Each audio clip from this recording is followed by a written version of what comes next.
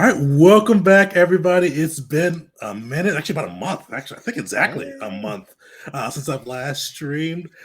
So, for those who don't know, I was on vacation, got to have some great beer with the Oktoberfest. Went to Europe, Amsterdam, kind of powder out with my wife across the country. We had a blast.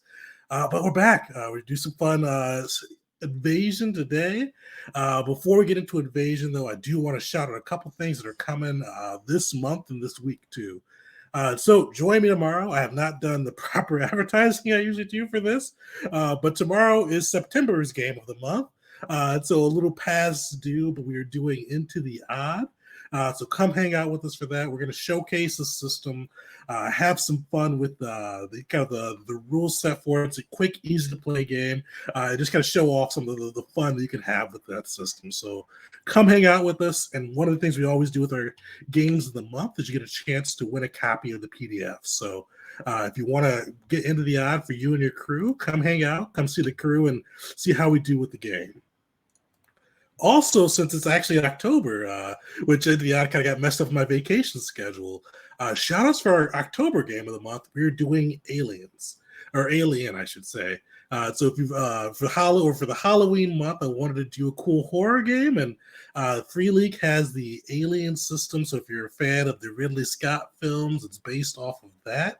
We'll be doing that Wednesday, October 26th at 7. So check out our YouTube with that, as well as come and join us for that game of the month as well.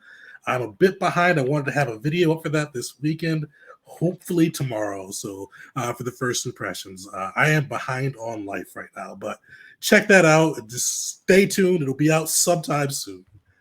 And one last thing I want to shout out. So this will be coming out this weekend too. Another thing I'm behind on a little bit. But for Dungeon Jedi Master Patrons, we are doing the Order 66 challenge. So we put out a preview for it, showing some of the PCs you can use for it, as well as some of the scoring. But we should have the completed product out this weekend, hopefully, if not early next week. So you can run that with your crew. I don't know when I'll be streaming that. I will be streaming that sometime with a group, but stay tuned for that because I loved the horde mode that MCDM put out. So I wanted to put out a little Star Wars 5e flavor on it, and Order 66 seemed like the best kind of area to do that in. So stay tuned. That's coming soon. But yeah, let's dive into Invasion. So since it's been like a month, I'm going to do a little bit of a longer recap. Rather than just the last few sessions, just give a little bit of a recap of what's going on in the galaxy and what the crew has gone through so far in the game, just to kind of set the stage as they make their way to the Galactic Senate to stand trial. But so the galaxy, when they entered it, the galaxy had been at war for decades with the invasion, or without the invasion, with the Republic fighting against the Dominion Sith forces, causing chaos across the galaxy.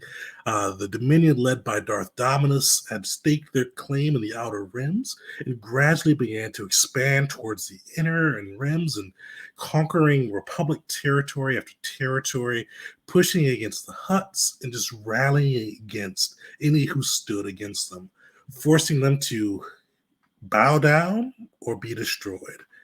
And this conflict had raged and raged, with the Republic kind of slow to maneuver and kind of slow to begin to fight back. But eventually they got a new Supreme Chancellor, and they did start pushing back. Supreme Chancellor Oveno, with his push towards the Outer Rim, where they claimed a planet called Vela. The planet was rich with minerals, so minerals that can be used for warfare. So think Tabana gas, baridium, the things that could be used to power blasters, make bombs, get proton torpedoes ready. Pretty much the perfect planet for a war effort. And that's kind of where our group met up.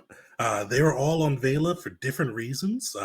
Kind of some with the Republic Army, others crash landed on the planet with their Mandalorian comrades, others at the time working for either the Black Sun or Zerka. But they all met up there and all found their way to caverns beneath the planet, where they found that resources were going missing and that these seismic tremors were kind of railing across the planet. And there, the people became a group and found the first signs of the invaders. Fighting against the Yuzon Vong forces, their Chazraks, as well as a warrior named Kar, they were able to not save the planet, but they were able to uncover this threat and evacuate, as well as saving General Vilku or Master Kalu and General Vet. And with that, they were able to evacuate them from the planet just before the Yuzon Vong used one of their bioweapons to cause the planet to explode. And with this planet, it has been one that's been contested by both the Republic as well as Dominion, with both their fleets kind of standing in a stalemate above it. The explosion took out a significant chunk of both fleets, and those that remained were kind of wiped out by the Yuzon Vong fleet within the system. The Yuzon Vong, they found, had these rocky, asteroid-like vehicles or biological vehicles that they flew into battle, and things that could strip your shields and hurl molten rocks of plasma out at their enemies. Just very unusual creatures, as well as on the planet at that time, they Geert, as well as the Sith Galavan they saved, both said these creatures did not exist within the Force, completely absent, like a black hole within the Force.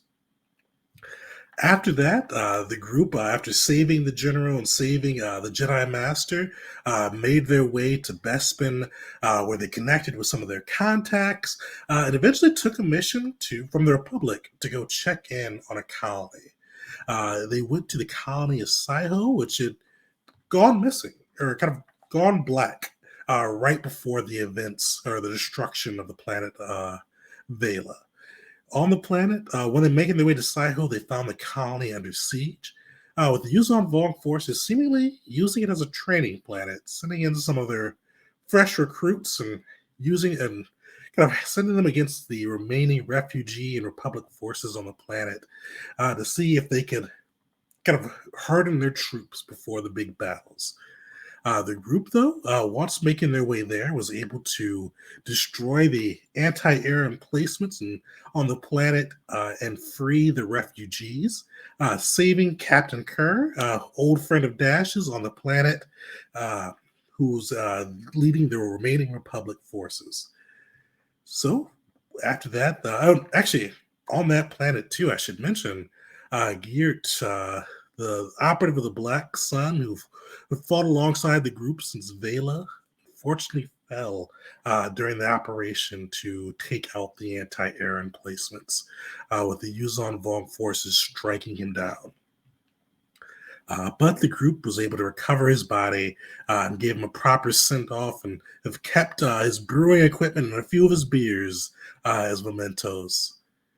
After this, a newcomer came and joined the group once they made their way back to Bespin with the refugees, with Uli becoming a part of the group. Also, another scientist from Zerka. He joined in with the crew and became another asset in their war against the invaders. With that, though, the group went to Kashyyyk.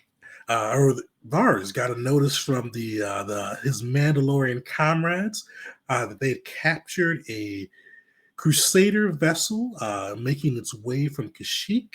You doing the Mandalorian way of acquiring new vessels with their people out in just their Beskar Garum in the atmosphere, waiting to pounce on ships as they came from hyperspace. They took the Crusader vessel, eliminated the crew, which is a mix of Wookiees, humans, and kind of the other species of the Crusaders. And within the ship, they found a cadre of Wookiee slaves who had been implanted with Yorick Coral. The Mandalorians brought the party in to investigate. The crew made their way to Kashyyyk and kind of uncovered a little bit of a conspiracy with the Crusaders. They found the Crusaders who seemed to be strength obsessed, focused on martial might and inner strength, and decrying galactic nations, as well as relying upon Force users and claiming Force users are the cause of the galaxy's ills between the Sith and Jedi and their near constant wars. But within the planet, they found that looks like there may be some type of link between the Crusaders and the invaders. Because on with making their way into the Shadowlands, they found that there was a installation ran by Master Shaper Yin, where she was experimenting on the life of Sheik, making kind of biological weapons, shaping the Katarns, shaping the Wyshik spiders into new weapons that the Yuzan Vong could use. The group, though, managed to survive that encounter, had a pretty rough fight. Caesar died of that fight. But luckily, Dash, with some quick thinking, realized that the spider's venom kind of paralyzes people and stops them at that point of death. And with a very clutch medicine check, was able to keep Caesar alive long enough to reach a bacta tank. Or keep Caesar's body, I should say, preserved long enough to reach a bacta tank. Though the Gungan did lose a hand, as well as his Aphostaff Brutus, he did survive. And that's kind of where we'll be picking up. They had some downtime on the wheel, but the Galactic Senate has called them back to testify regarding the events of Vela, regarding the events of Saiho. And during the time, kind of abroad in the galaxy, they've noticed that there's been some trials, and that the general they've saved has been getting kind of a rough end of the stick. He lost a major fleet for the Republic, and they've been trying to hold him pretty accountable for that. Him and Master Kalu have been all across the HoloNet, smeared. It seems like the Senate is trying to pin this loss on him and the Sith and completely writing off the invaders and any reports that General Velku has so far, General Vet has so far brought forth regarding the invaders, calling them excuses, calling those new forces a Sith weapon, anything but acknowledging the general's point. And now now the party has been called forth to add their own story to the Republic. But before we get into that, I did want to give the party a kind of a chance to reintroduce their characters. Since it's been a while since we've played, as well as a while since we've actually introduced the characters, and they've gone through some poodoos, so they may be a little different now. So I'm gonna go. So I'm gonna go in order of my screen. I'm gonna go bottom. So Vars, you are up first. Give us a little bit about what your character, kind of what is new. If there's any changes to his appearance, kind of what he looks like. Anything like new about either his personality or just outlook that you'd want to share too? Sure. Well, Vars was at the start of the campaign, as far as the rest of the galaxy knew, a Mandalorian who had renounced his people and gone on to make a name for himself along with a group of others. In reality, he was Mando working as a mercenary to send credits and resources and information back to that Mandalorian clans. He did that for a long time, and on Vela lost it all, essentially. And with this new group, he's seen the strength that can be found in other places in the galaxy, and the more trials and tribulations that they've managed to survive somehow has done nothing but strengthen that view. And he sees the invaders as a very unique and specific threat that not anyone is equipped to handle, and think this might be an opportunity for, as crazy as it might sound, to set aside things and come together and fight this ginormous threat that looms over all of us. His recently been awarded for his efforts his best Scargum, and he wears it with pride, his chest puffed out, his large frame feeling larger just by the weight of it on him. He stands almost a whole head taller, knowing that he can finally be recognized by his people as a true Mando. Nice. Yeah, he's being brought back in the fold. Got his Beskar garb. What's that new Beskar garb look like, too? I'm actually trying to get some art done for it, but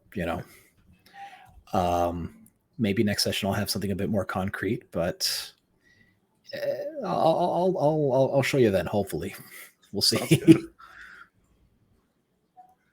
All right, Talus, you're up next. So Talus is Big Brain Umbaran. At the beginning and everything, before meeting the group, he kind of found somewhat semblance of peace and solace with Zerka, who had thus far been pretty happy to fund all of his projects and just keep him on a payroll, which is all that really mattered to him. So in his free time during that, and still continuing, he focuses on bioanalysis, biochemistry, biotechnology, and genetics. Prior to meeting the group, he was kind of a solitary individual, didn't really go out of his way to greet or meet or do anything like that. But since he's met the group, he's become more of a people person.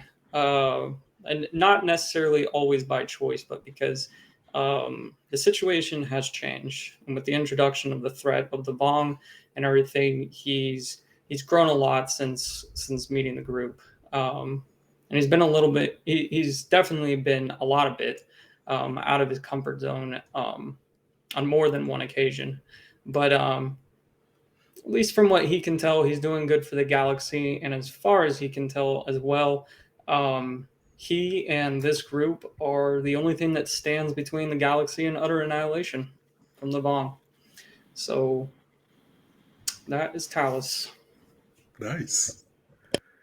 All right, Dash, you're up.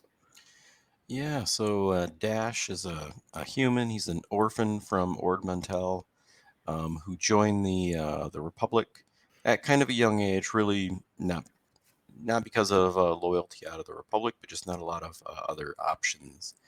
And so he quickly kind of found that he was good with explosives, and he moved up and kind of excelled. And he actually joined kind of a covert group in the Republic called COAS, or the Covert Ordnance Assault Squad.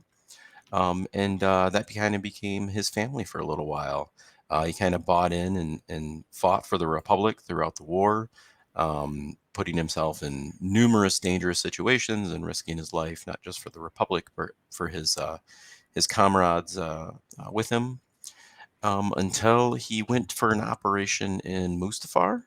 And the goal was to draw in the enemy forces, and then into a little bit of a bait and a trap, and then blow up some like a minefield.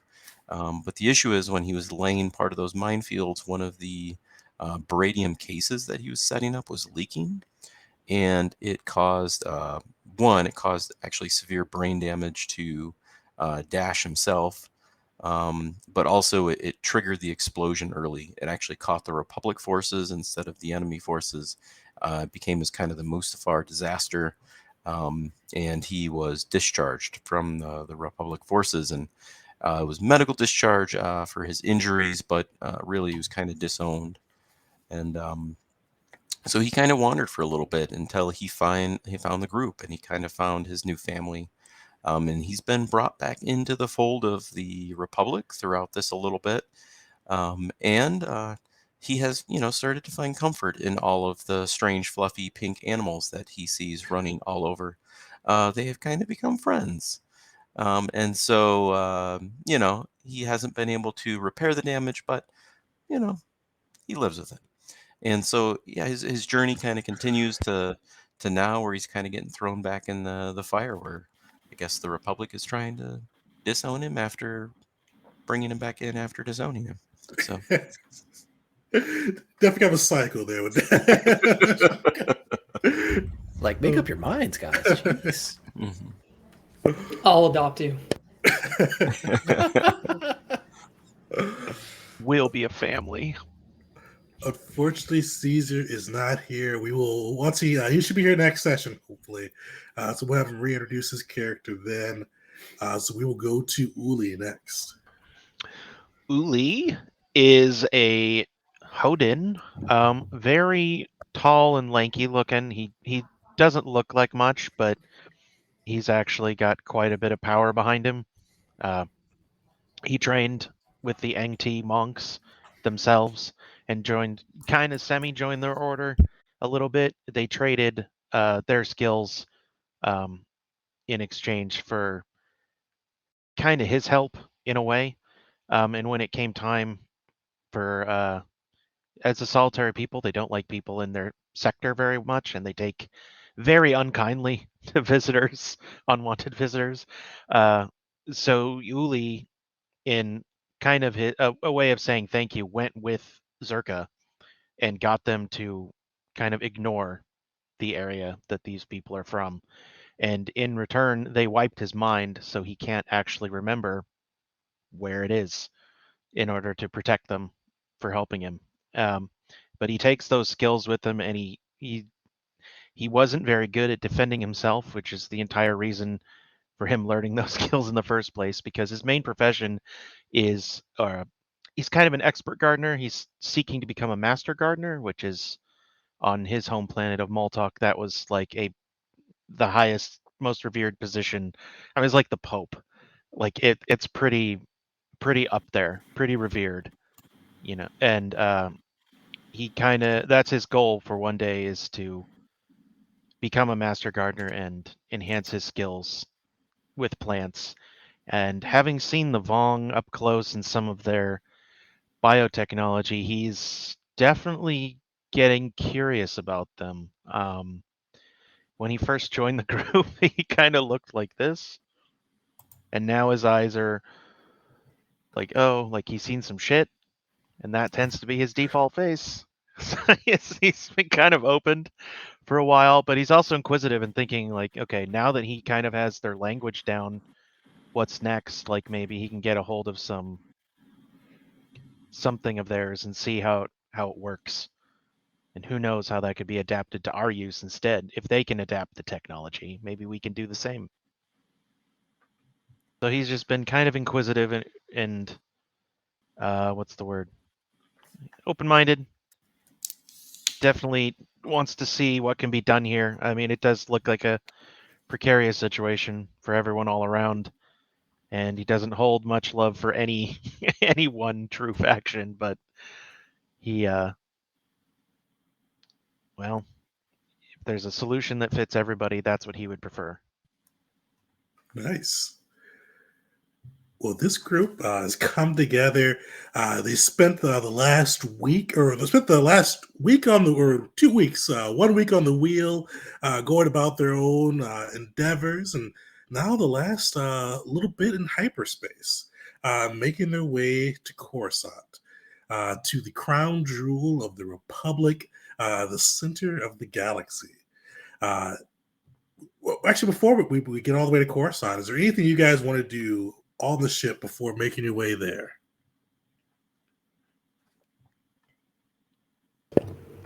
I do have a mechanics question for when it comes to this next part. Temp boost. Can I spam that?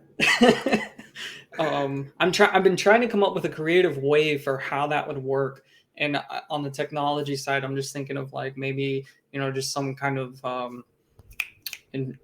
electric shock, not necessarily the type that, of course hurts, but more or less like I just get a jolt of energy that just kind of like increases my adrenaline, or, I'm gonna doctor it up.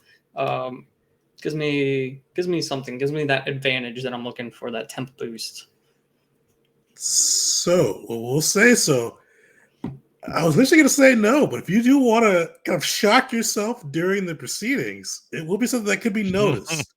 You are more than able to. Yeah, I'm gonna look that up. Like, is there? I'm trying to remember if there's even any flavoring to the description of temp boost. I'm just imagining like you temp boosting any of us, and it's just you like jabbing us. Like, ah! Yeah. Because of Talos' background, I mean, somebody shocking himself may bring up some some questions. Yeah, it just says you touch one willing creature. So I'm just trying to think of like how that looks on the technology side. Like, I mean, to I don't know. I just Dr. Talestici, why do you keep sticking your hand in your pants and going, "Ow"? Because usually I would say, because it takes a whole 6 seconds to cast. So usually I would say it takes too long. But if you do want to kind of shock yourself or have something that has like a visible cue to it, I'll let you take a 10. That's easy. I just they ask a question. This is my prep right now. On the way there, I'm just like, so, and I'm also gonna tell the other members of our group, right? Like, don't just blurt out an answer. Actually, think about the question. They say, "What's your favorite color?" Go, what's my favorite color? As And you think type about away it. on your dating. Would you give like an actual amount of like time? Would you be like, wait 5 seconds? Yeah, absolutely. It'd be like you don't have to answer immediately. In fact, wait anywhere between 5 to 10 seconds, preferably 6. Nice. That's the sweet spot. I don't know why I'm imagining Dash counting down on like the microphone. I don't know why. Is that crazy? Yeah, it's like, all right. So what do you have to say about this? 1, 2, 3. And Talus is in the background going, Oh boy. Okay. We might need that bomb threat from Caesar. After all, Oh no, Sith warships on Coruscant. We gotta go fight this. Oh no! Sorry guys, trial's canceled. Oh man. Oh, also, I forgot to mention, but I will probably save this to next session. I know Talos and Caesar worked on this bit. You guys did make a video, horrifying video, of what you guys are seeing with the Yuzon Vault. So you guys did that during part of your downtime. Yeah. I don't think we'll get through the whole Senate piece today. I think we'll get probably about halfway through. So that'll be something that hopefully Caesar will be back for, because I know that was something he wanted to see. I love your optimism that we'll get halfway through it, but yeah, that's very optimistic. well, to be honest, at least my plan, and I would discuss this with you guys. In fact, I'll just discuss it with you right now. So, the holovid that we've created and that we've watched a couple of times is horrifying, but the reason for that is because we need this to work where words might fail. So if they're not going to hear us, they're going to see it. They're going to hear it, and you can't argue that the facts that we're going to present to them. At least I hope they don't argue. If they do argue, then they're just idiots, and we deserve to die. But you literally just described the Republic Senate. I mean, any Senate. Yeah. there is a little bit of sarcasm there, but yeah. So my intent. What's the reason for Caesar not being there, or will he be there? Just oh yeah, I'll spoil that now. They're going to basically, you guys are going to. Actually, we'll get. I thought about this earlier. There's an in-universe reason. We'll get to it later. Okay. All right. Well, it works out, even though I don't know that that's happening. But I assume that Caesar wants to go first, which I'm completely fine with. And then I would say that talking with Caesar, I have no idea how he would feel about this. What I would like to do is after Caesar talks, because he's going to, scare the Senate into submission. And then the nice, kind, gentle, non-people person, Talus, comes up to the plate, and then the video plays, and then more words, and then hopefully we can avoid anybody else having to say anything at that point, unless you have something prepared, Bars.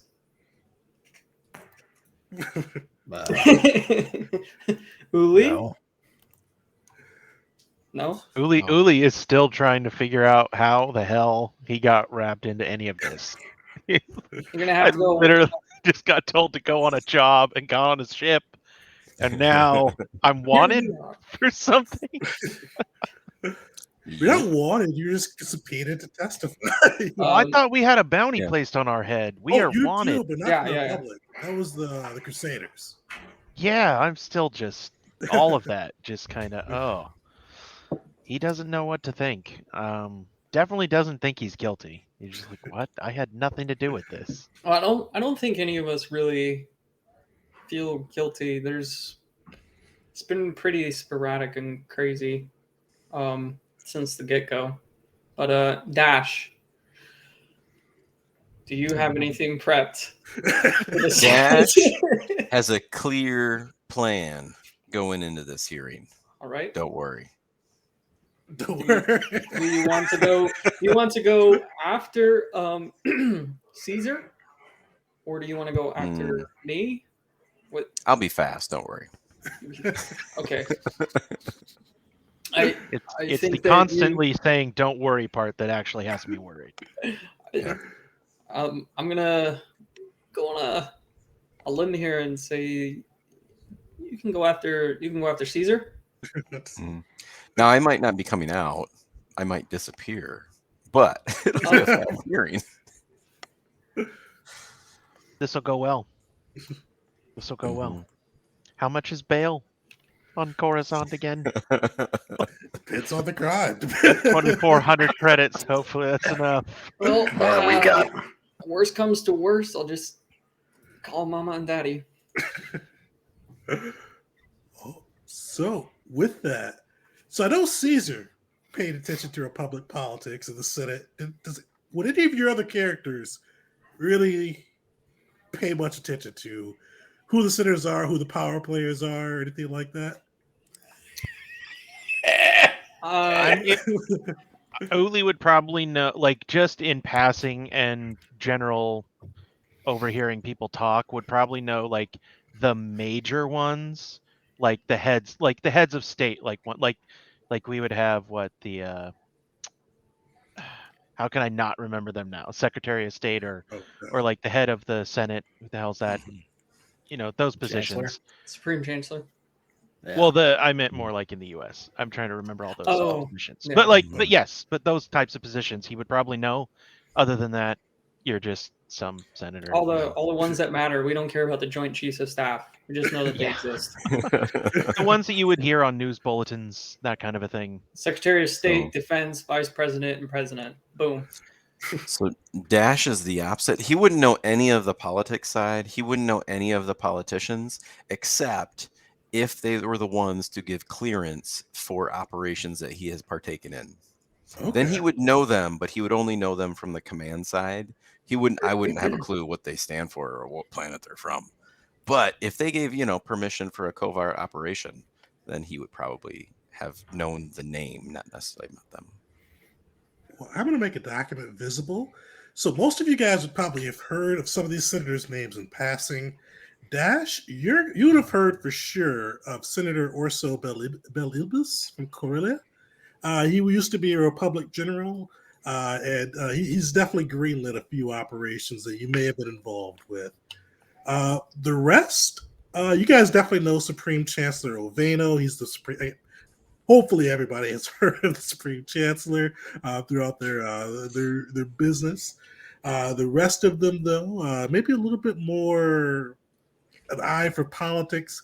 And Caesar will kind of because he spent his first week of downtime in the campaign researching the Senate. So on the flight over, he'll give you guys a little bit of insight into the senators that are on the ruling council. So these are kind of the 5 prime senators who usually head up any investigations and make kind of or lead the major decisions that the Senate goes through.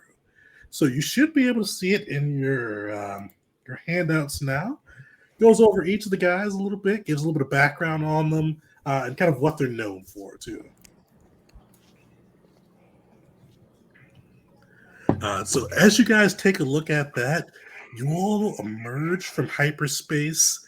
You see the crown jewel of the Republic, Coruscant, the planet city, bustling with almost a halo of light around the planet, with just how much electronics and just billboards and all of that just permeate the airspace. But the thing that probably draws your eye, even for those who have been to Coruscant before, or just may not have been to Coruscant in a while, is the amount of just Republic defenses in place. You see one of the largest fleets you've come across surrounding the planet, numerous orbital defense stations. You see a sheen of a planetary shield in place with kind of narrow openings across the planet. And you guys have seen, and this is probably something that's a little bit different for those who have seen planetary shields before. Because usually, if they have an opening, it's usually kind of in one spot across the planet. Coruscant has so much incoming traffic that they've got like 5 key spots around. So all the ships are kind of being funneled through and kind of through the checkpoints and being processed and kind of making sure that they're on the up and up and not here to cause trouble.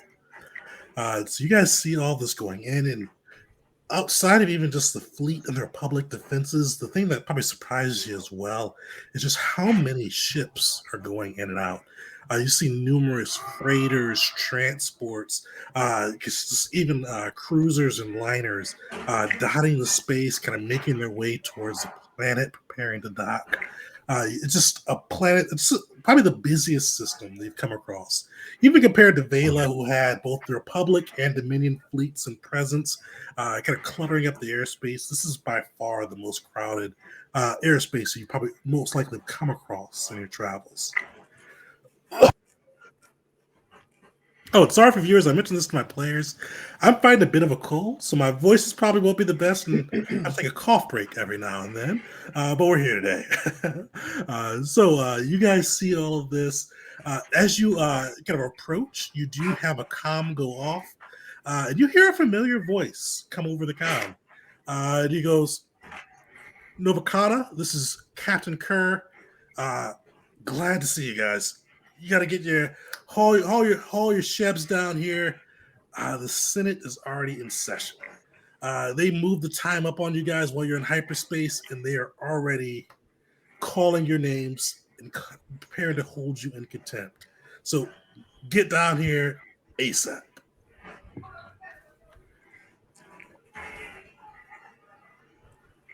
I'm piloting the ship, aren't I? Yeah, I think it's fine. Yeah. Any way we should respond to that, or just click? All right. What do you guys think? Swell. So I guess Vars will just say, "All right, see you soon." Oh, Yeah. So Dash would just kind of not respond for a sec. She'd be like, "Hey, Captain, you got to see this new gun I got. It's real cool." Just and completely overzealous. we will not be bringing this gun into the Senate, Captain. Just so you know. Like No, I'm taking it to Captain Curry. He wants to see it.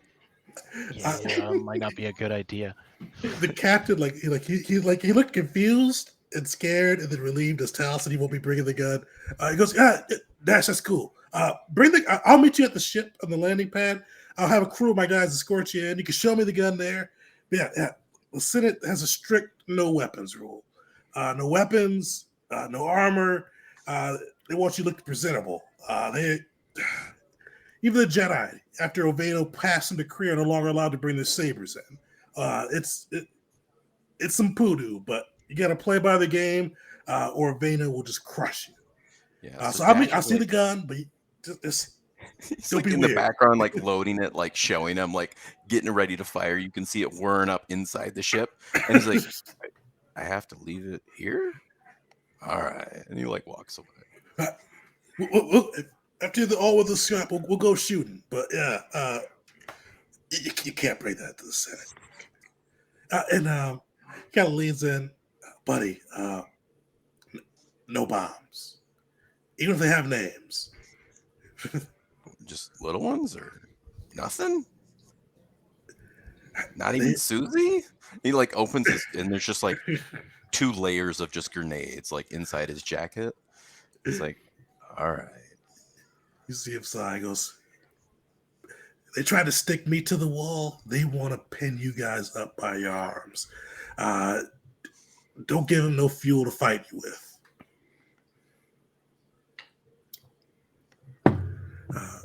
Roger that, Captain. Is there a closer berth we should shoot for, or just follow it in? Here goes, you see him kind of reach up to a data pad and tapping in. Go through opening 2. I'll give you priority clearance. Just get down here quick. They are not happy. I'll tell you more when you land, but they're not happy. Oh, who is these days? Novacana out. So you've got to give a crisp salute and then cuts on his feed. And you guys are able to you kind of skip the line going through the second opening in the Coruscanti shields, making your way into the planet with Uli piloting you through the massive cityscape of skyscrapers and buildings and just a ridiculous amount of light passing you guys by as you make your way through the core capital planet of the Republic. Eventually taking birth on a landing pad frequently used by the military. Do you guys see kind of a cohort of Republic soldiers as well as your old friend Captain Kerr, the Rodian captain that you found on the colony of Saiho, standing there just kind of waiting for you to disembark?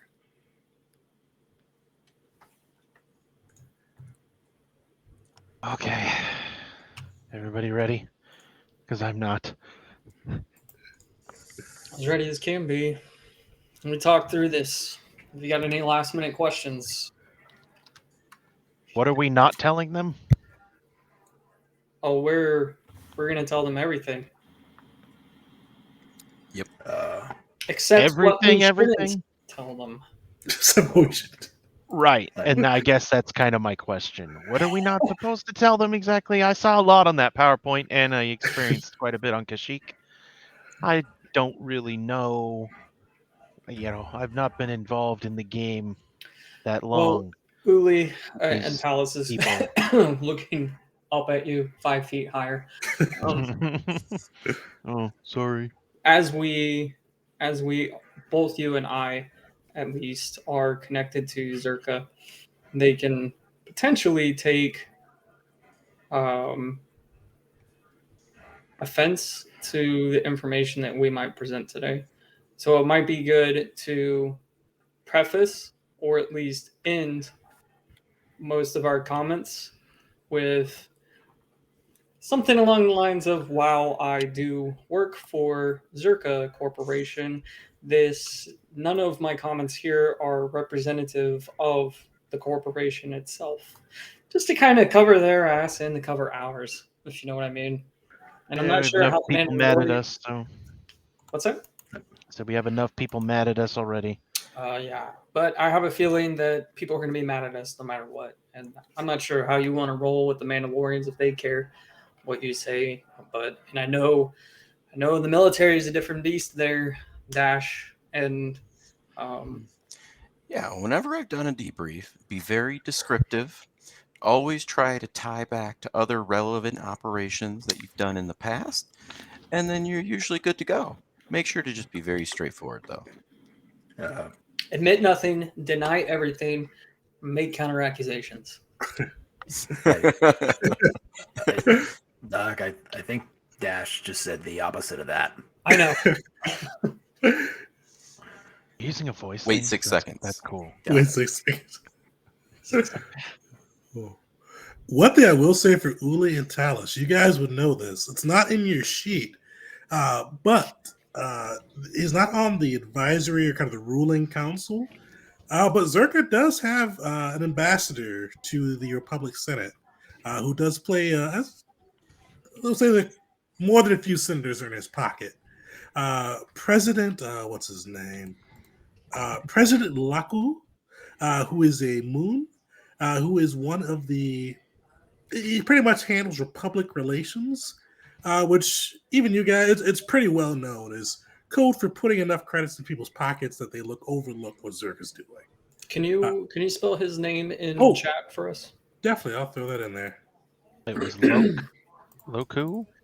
So Elaku, but I'll throw it in chat too. Man, I had like a vastly different way of spelling that in my head. Yeah, so did I. Yeah, so he's a moon. He's a sly operator, and he's surprisingly competent from what you guys have seen so far from Zerka. He's good at maneuvering people into where he needs them to be, which is usually where Zerka's profits and interests lie. Oh man. I mean, it's for the stream, honey. It's for the stream. What was I talking about? Oh yeah, so where I cut off with that. Yeah, so he's a sly operator, I'll say. He's competent in his role. He's well liked within the Senate. He's not a senator, but he is allowed within their halls, and he's got a number of people in their pockets to be able to advance Zerka's interest abroad. So he will be present during those investigations for both good or ill. So depending on kind of where he lands with you guys. By the way, probably not a good idea to mention that we can speak the language. At least Caesar and I. And probably not a good idea to mention that we have the ability. Did we kept the tablet, right? We gave a copy to the Mandos? Yeah, you gave a picture to the man. Yeah. Probably a good idea to put this away somewhere too in case they decide to try and search the ship. I think I sent that over to the public already. I don't know, Uli. What did we? I don't think that there's anything nefarious about how you managed to learn the language. We acquired Not an so much artifact. that we managed to learn it, it's that we know it. That might be the problem. Yeah. We know it now. I mean, Uli does, and I think Caesar's got a good handle on it. Caesar taught me. Yeah. He's the one that picked it up. My concern is Republic's big and stupid, so they're going to televise this whole thing. And if any, Vaughn sympathizer watches this thing, they're going to know that we know how they talk. Mm-hmm. It's just, That's, it's a little minor point, but maybe it's... Yeah. Yes. I did get a little bit ahead of myself there. I learned so much from all of you, which is surprising. Yes, we don't want our enemy, who will most likely be watching, to also know that we know more about them than we're letting on. So I don't think that we should hide it completely. I think that you're right, though, in a Senate forum, in a public forum like this, that we probably should keep that to ourselves and reveal that at a different time to trusted individuals, maybe. Certainly. Wait, what do you mean by surprising?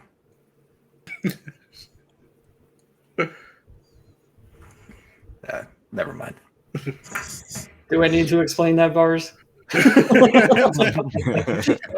Deacon, did you say did we send it on? I thought Caesar just kept it for himself. I thought he sent it to the Republic when he sent it over your accommodations, but I'm not super positive. I mean, just as long as we don't, I think the publicly thing was kind of the thing. Like, obviously someone's going to eventually know, but not mentioning it publicly, and especially not to the whole Senate, who will, if they're looking to stab you with anything, don't give them something. Who knows how they think or what they're going to do. Willie wasn't even involved and he's getting blamed, so he's paranoid. Guilty by association. It's a first for him. His first treason accusation. You've been accused of treason. They're calling you to testify. They're called. Oh, we know how this works.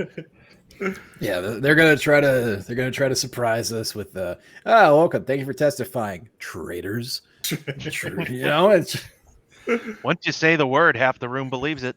That's how it goes. Say what? I mean, the accusation's enough, right? Just exactly. Look at these treasonous Vong sympathizers. What? Of how dumb the average galactic citizen is, and then realize that half of them are dumber than that. You're telling all those people something that's not true. That's a lot of trillions. Yeah, it's a lot of people. Yeah. Is it trillions or is it quadrillion? I can't remember. Oh, it's quadrillion. I think there's 1 trillion people on Coruscant. Man, that's a Oh, lot wow. of numbers. Yeah. Which is impossible. Like how? When You everybody's a people end to skyscraper. end. Yeah, when everything's a skyscraper, I think you can do it. That is true. When you the volume of people is greater rather than the surface area. We're in New York. I can magnify that across the planet. That's true. That's true. Yeah. Glad I'm wearing this mask. As Of we course, not probably smells terrible depending on what level you're on. as we get closer to Captain Kerr and the entourage that's come to escort us, I'll stretch out a hand and greet the captain. It's good to see you again, Captain Kerr. He holds his hand out. Good to see you guys too. You guys see him like he looks uncomfortable. He looks clearly uncomfortable. And he goes, I told you all I didn't want to put this over comms. They're not happy. Supreme Chancellor Oveno, he thinks this is all a distraction from the Dominion. He thinks he kind of alternates between thinking that the Vong are a Sith threat, or just something that some random invaders that came in, made a little show and have disappeared. He wants the Sith dead. He doesn't care about the Vong. He doesn't think they're the true threat, and he was doing anything he can to squash that threat and make sure everybody focuses their attention on the Dominion. And a lot of the other senators are falling in step with him. So just beware. He's pinned General Vett to the wall, made him look like a fool, and he's probably gonna try to do the same for you guys.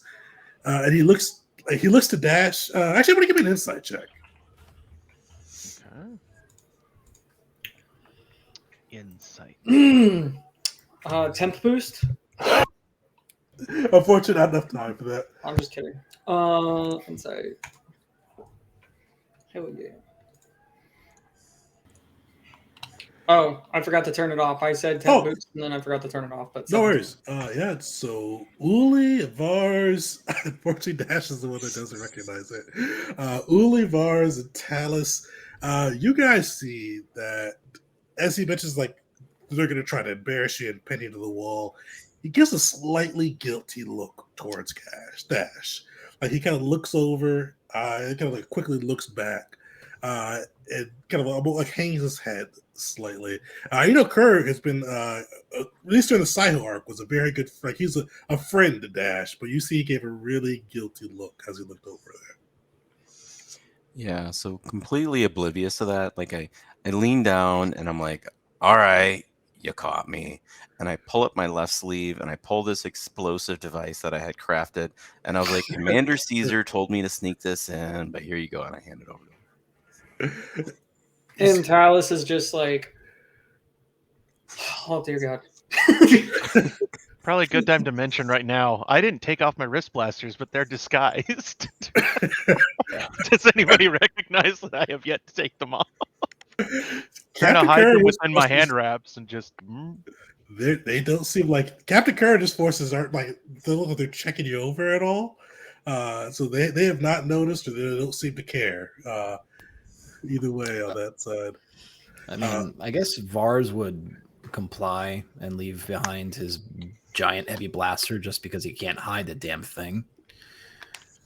But he does have a hidden blade. And you're gonna have to pry that from his cold, dead freaking fingers. Which might come to that, but we'll see. That's what the blade's for. Yeah, right. So I guess Vars notices that that the good captain looks a little guilty. Yeah, Vars will ask him. And what did you say about us in your hearing? You see him kind of like he rubs the back of his hand and goes, guys, I sung your praises. Like I told him that without you, the colony would be lost, the people would be gone. But they he kind of looks at Dash again and looks over to Caesar as well and kind of hangs his head. They had a few pointed questions, and I was under oath, and they asked me if you really named your bombs, and and buddy, I got you back. I want to get you back in the military proper, but I was under oath, and I had to tell them you did name your bombs. And they asked about Caesar, if he still mutilated people, and there was that one Shazrak. I saw that, and I had to tell about it. But outside of that, you guys saved the colony. All those refugees who would be dead right now if it wasn't for you, I told them all about that. But I had to tell the truth. There shouldn't This be is just shame in going- honesty. It's going right over Dash's head. He doesn't understand why naming his bombs is bad or why the Senate knowing that's bad. So he just kind of shrugs. DM, I'm going to be wearing my ring of text storing. I'm bringing a data pad, some data cards, and a code cylinder. And a vial, because you never know. All right. But, all yeah, I'm not carrying any weapons. pretty easy. Yeah, Uli Dash has- won't have any weapons on him.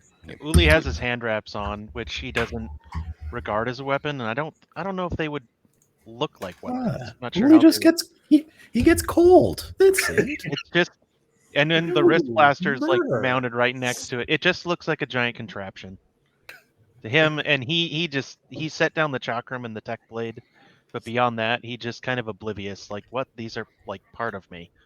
How do they even check the 10-foot tall version of you? Do you like lay on the ground for them, or Wait, hold on. I have to do take a this. knee? I can imagine just a team with ladders. Yeah, pretty much. Or he just hunkers down and just sprawls out. Okay. I don't know. Oh, Or yeah, I have to lay down on the floor and do the starfish. yeah. Well, And Captain, I think that we're all good here if you want to lead us on. So I'll make sure you get there all right. And Dash, buddy, sorry, but had to tell them. But you guys come in hard. Let them know about this threat. Make them pull their heads out of their asses and make sure that they actually get some stuff done. So I tried to light a fire in the room, but they heard what they wanted to hear, if you get me. I appreciate it, Captain. And he'll kind of see his soldiers kind of flank around you. They kind of double time it towards the grand hall, the great hall of the Republic Senate.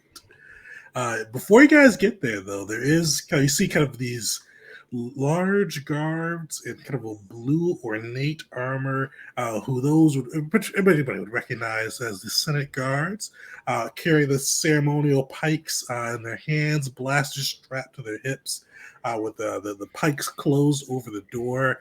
And you do see kind of a little staging area or search area as you guys go through.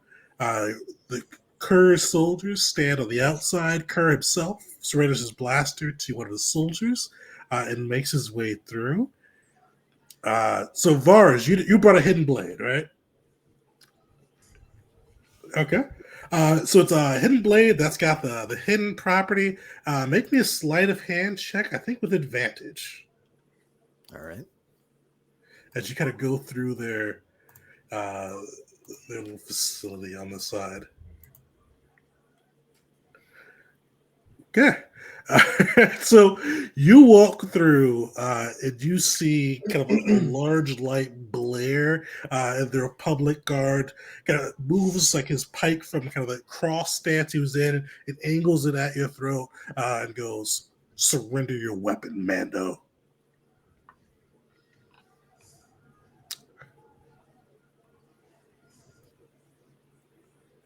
Fine. And he'll go ahead and remove the hidden blade from like it's the vaporace that he has and set it down. And he'll look back at the guard and say, If I need one, I'll take it from you. And cock his head a little, and just a little cock of the head. Officer, he doesn't mean that. What do you mean? Oh, right. Bars, actually, give me an intimidation check on that side. Not as strong. So, especially as Talus tries to talk you down at that point, you see the Republic guard. Actually, you can't see his face, but you hear him just kind of lean forward and go, "Mando scum," and just kind of roughly take the hidden blade and tosses it in a little pile, like just complete disrespect. Okay. Well, I guess I get to enjoy that humble pie. Ooh, a 3. Yummy. All right. It's all right. He's still feeling tall. Still feeling tall. Still feeling tall. That armor looks good on him. He don't give a damn. Rocking that Beskar garb. Yeah. All right. Dash, you weren't bringing anything, right? No, I'm good. Okay. Uli, you're bringing the wrist blasters, right? Yeah. Do they have the disguise property? They have the hidden too? disguise. It works for charisma deception checks, which seems odd. I don't know why that is, but I didn't design it, so. Because you're basically saying it's not what it is. Okay. They can see it, but you're like, oh, this is a sound amplifier. I don't know. I just didn't know like the difference between that and like sleight of hand. Like it seems like it would just, I don't know. No, my last character had a cane saber, and so he pretended yeah. it was literally a cane, so it's deception. That was what's that guy's name? Ping. Ping. That's right. I knew it started with a Ping. Yeah, so you're not trying to hide it. Like it's there. No. It's just It's just You're trying to part hide of my gloves. The gloves are more dangerous than the fucking guns. right? But they don't know that. So yeah, he's just kind of walking in casually. Like, if he gets stopped, he's gonna be surprised. Like, what? All right. So you see them Thing. kind of looking over, kind of at the wraps and kind of the bulge protruding from them. You see one of the guards look at you and goes, "Identify that." Oh, what? The gloves? Protrusion. Looks suspicious. Are you hitting on me? I don't. On the gloves? Is that what you're talking about? Protrusion. And you kind of see him like stutter a bit. No, I am not hitting on you, sir. This is a security threat, sir. The security threat. And, How do you know it's a security threat? You don't even know what it is. well, what is it? Wait, What are you talking? I don't know what you're talking about. Point to it. he's calling it a security threat. He must really like you. I must. I don't point to it, please. He'll put his hands out like flipping the hands over. What do you point to it? Seriously, I don't know what you're talking about. He's playing dumb. Make a deception check with advantage due to disguise. Okay.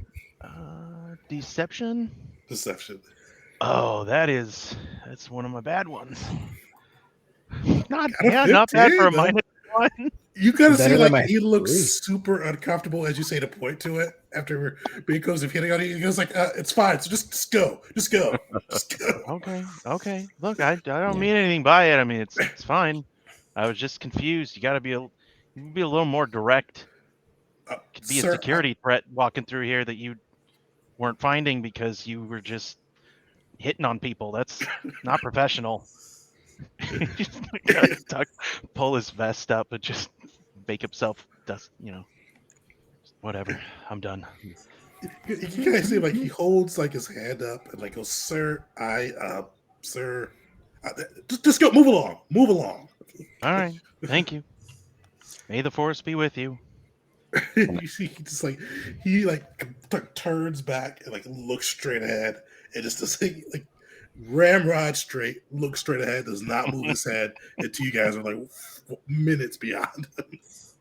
Can I retcon my entrance a little? Oh, go ahead. Yeah, go for it. Oh God, right. yeah. So, as I'm about to go through the security gate there, I stop and I pause, I reach behind my back, and I pull something out, and I was like, "Oh, forgot about this."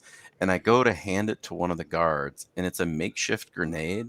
Literally, it's just 3 ammo clips shoved together and smacked. So it's like kind of like sparking and sputtering. And I go to hand it to him, and I go, "You want me to put this in the box for you, or you got it?" What the crap is that? You see what, like, the And I guard like that's start not like tossing it a little. I awkward. was like, "It's perfectly safe." You see Captain Kerr go, soldier. He points to one of his men. Take Dash's. And you're like, Dash, what do you call that? It's a grenade. Take Dash's grenade and hang on to it. And you kind of see him lean in. He tries to be quiet about this, but Dash, you may hear this. If it starts sparking too much, just like disarm it, throw it, get rid of it. But just take it for now. He goes, this soldier is going to hold on to that grenade for you. If worst comes to worst and he loses it, I'll buy you a new one, or I'll get you supplies. You can't just replace Frank. You can't replace Frank. and so when that's going on, is there any way I can get close enough to the bin where the hidden knife is at? Oh, for sure. Try to make a stealth check. Yeah, so I'm gonna try to retrieve that hidden knife. It's gonna happen.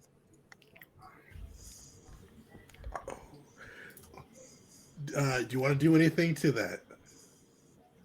I'll define it. All right. Oh my God. Makes it. They have a past perception of Gonna 15. happen. So you got it. There we go. So yeah, you are able to make it to the knife. Actually, how do you grab that knife as they're distracted? So as I kind of start tossing the bomb a little bit, and I almost kind of like half throw it at the guard and go, oh, don't worry. And as he kind of flips back, I just start chuckling. I'll lean over and I'll try to snag that hidden knife. You grab the knife. Completely, the guards are completely oblivious. You can't see them beneath the kind of their ornate armor that they wear, but no inside check necessary. Their posture. The one guy is uncomfortable. The other guy is like stressed as hell after seeing the bomb. Like you've wrecked these guys dead. Like, between being accused of hitting on them and almost getting exploded, their nerves are fried. But you are able to snag the knife. They wave you along into the halls of the Republic Senate. We are going to take a quick break right there. So what time is it? 8:23. We will be back at 8:30. And we'll kind of get into the actual Republic testimony. Oh Lordy. See you guys in a bit.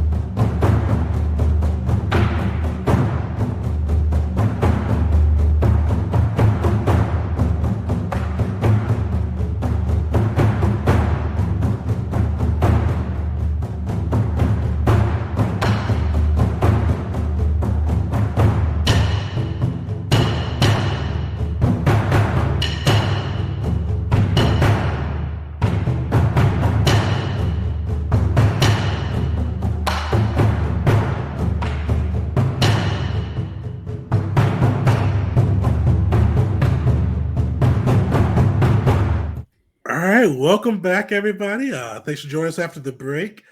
Before we get back into Invasion, I do want to give another shout out to our game tomorrow. We're doing Into the Odd, the game by Free League reproduced it, but I forgot who brought it out. Chris McDowell was actually the author who wrote it, and Free League is kind of like helping them remaster it. So go check it out. The book is available for order now too. But we're going to be diving into that system and kind of getting our actual play tomorrow. So join us tomorrow at 7 p.m. for that and have a chance to win a copy of the PDF. So check that out. And then also, if you haven't checked out our YouTube too, I'll throw a little link in the chat. Check that out as well. Each month we pick a different game, and because our game of the month, we got to dive in how to make player or PCs, the rules, mechanics, impressions, and review it. So check that out. Into the Odd is our September game, but I was out of the country for half the month, so it became part of October too. So check it out and join us tomorrow for your chance to win too. And apologies too, I'm fighting a cold, so I'm a little coffee today, but I hadn't DM'd the game in a month, so I'm not gonna take a day off just to have a cough. I had the itch to get back into rolling some dice and wanted to get that crew back together. So apologies for the cough. But our crew just got their way through the security checkpoint within the Senate. Unfortunately, Varus was caught with his hidden blade and was forced to surrender it, but Dash, due to some bomb shenanigans, was able to retrieve it for him and make sure the Mandalorian is not facing the Republic unarmed. And Uli was able to uncomfortable his way in through the guards and keep his wrist blasters on and make his way into the Senate. As you guys see, as you approach the Senate, just this ornate structure, you see kind of these just intricately carved walls, a mixture of wood and exotic metals. You see a lot of iridium, as well as just very ornately carved. You see a lot of the statues of chancellors who've come in the past. You see even some statues of Jedi Masters who kind of defended the Republic with their lives. And eventually you were brought into the Senate Rotunda. You see this enormous stadium-like structure. And you see all of these pods surrounding you, filled with various species from across the galaxy. You see humans, you see Rhodians, Wookiees, pretty much any species you can think of within the galaxy. You see them represented in the many different pods of the Senate. But what stands in front of you is you have your own pod as well. And you see Captain Kirk kind of gestures you guys to the pod and goes, "Hey, may the Force be with you. You all know what you need to do. You know what it is. But just be good. Got it? Yeah, be good.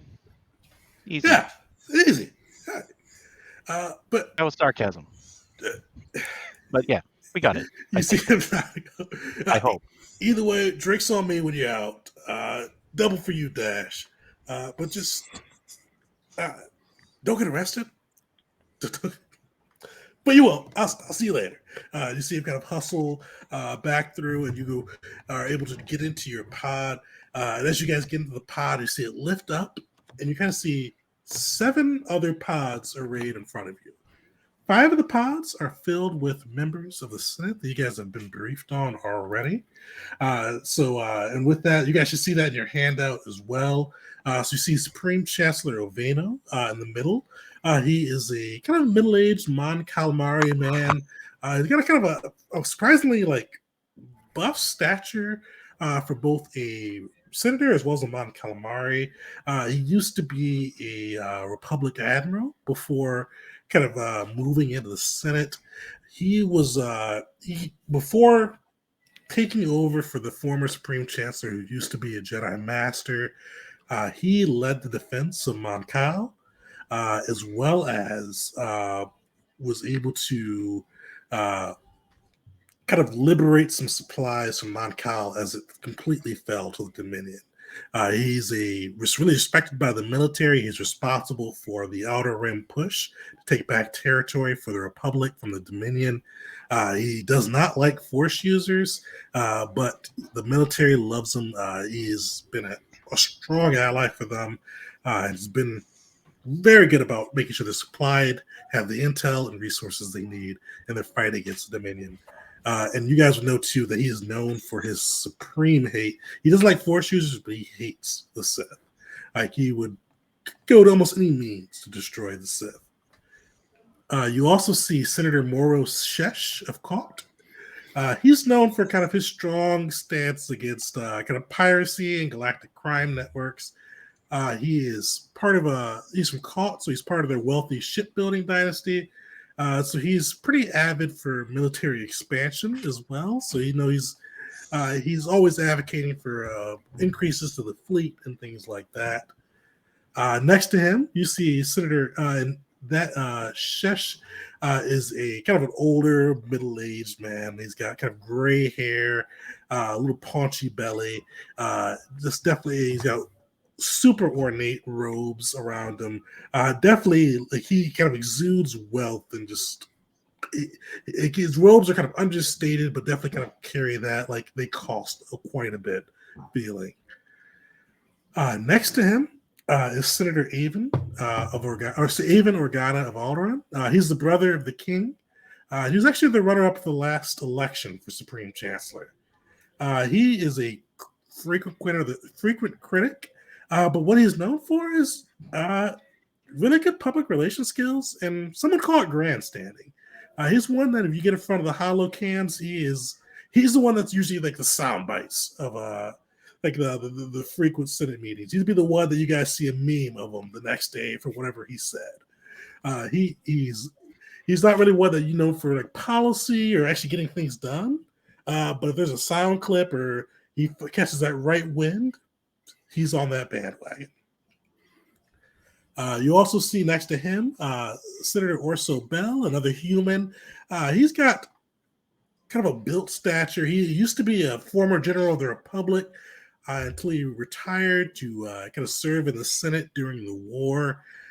He has got a kind of a keen eye and kind of a friendliest face you guys see so far among the senators.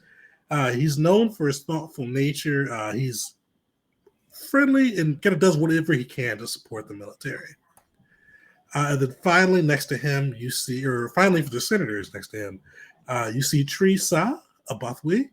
He's the Bothan senator, or both actually, he and Aveno are both senators in exile. So their plants are both no longer part of the Republic, but they still represent them within. Aveno was voted Supreme Chancellor, but Senator Sri still represents Bothway, even with it being in the hands of the Hutts of Bothway. So you guys see them, and you also see one other familiar face.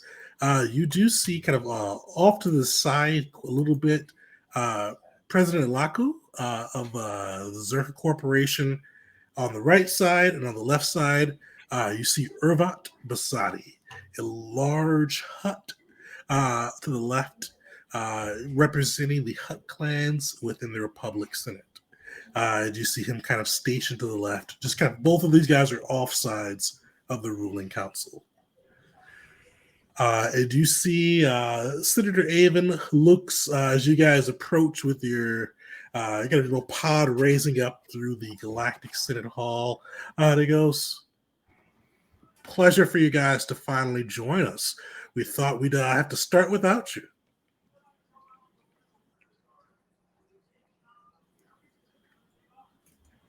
Dr. DG, should I talk or not?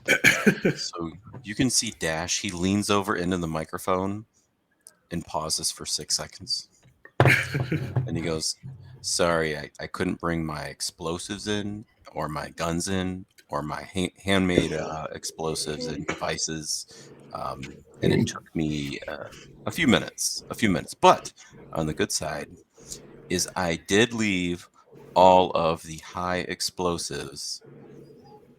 Yes, all of the high explosives in the transport." And he just leans back. Did you see Senator Avon? He raises his hand, like he pauses for a second too, and he goes, "This will be a good day. This will be a very good day." And you guys, Oviedo, I don't mean to speak for you, but I am glad that you all have made the time to come testify in front of the Republic Senate. This is a day of fact-finding. This is a day of bringing truth to the galaxy. Who has a passive perception of higher than 15 in the group? Passive perception? That might I do. I have a 17. I have a 15. Oh, 15 is good. So 15 or higher. So you two, as you guys look around, you see that there's like a lot of spots for holo cameras. Just kind of like the usual. These are bigger holo cameras, like the ones that kind of broadcast to the galaxy. But you two notice all of them are turned off right now.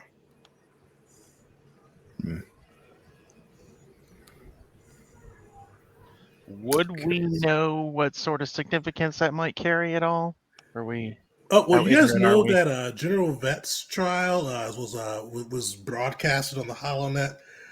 In your initial subpoena, it was supposed to be broadcast to the kind of the galaxy abroad as well. Okay. But it looks like it's turned off as of now. Should I bring it up? I'm gonna bring it up. All right. Uli's trying not to bring up anything. All right.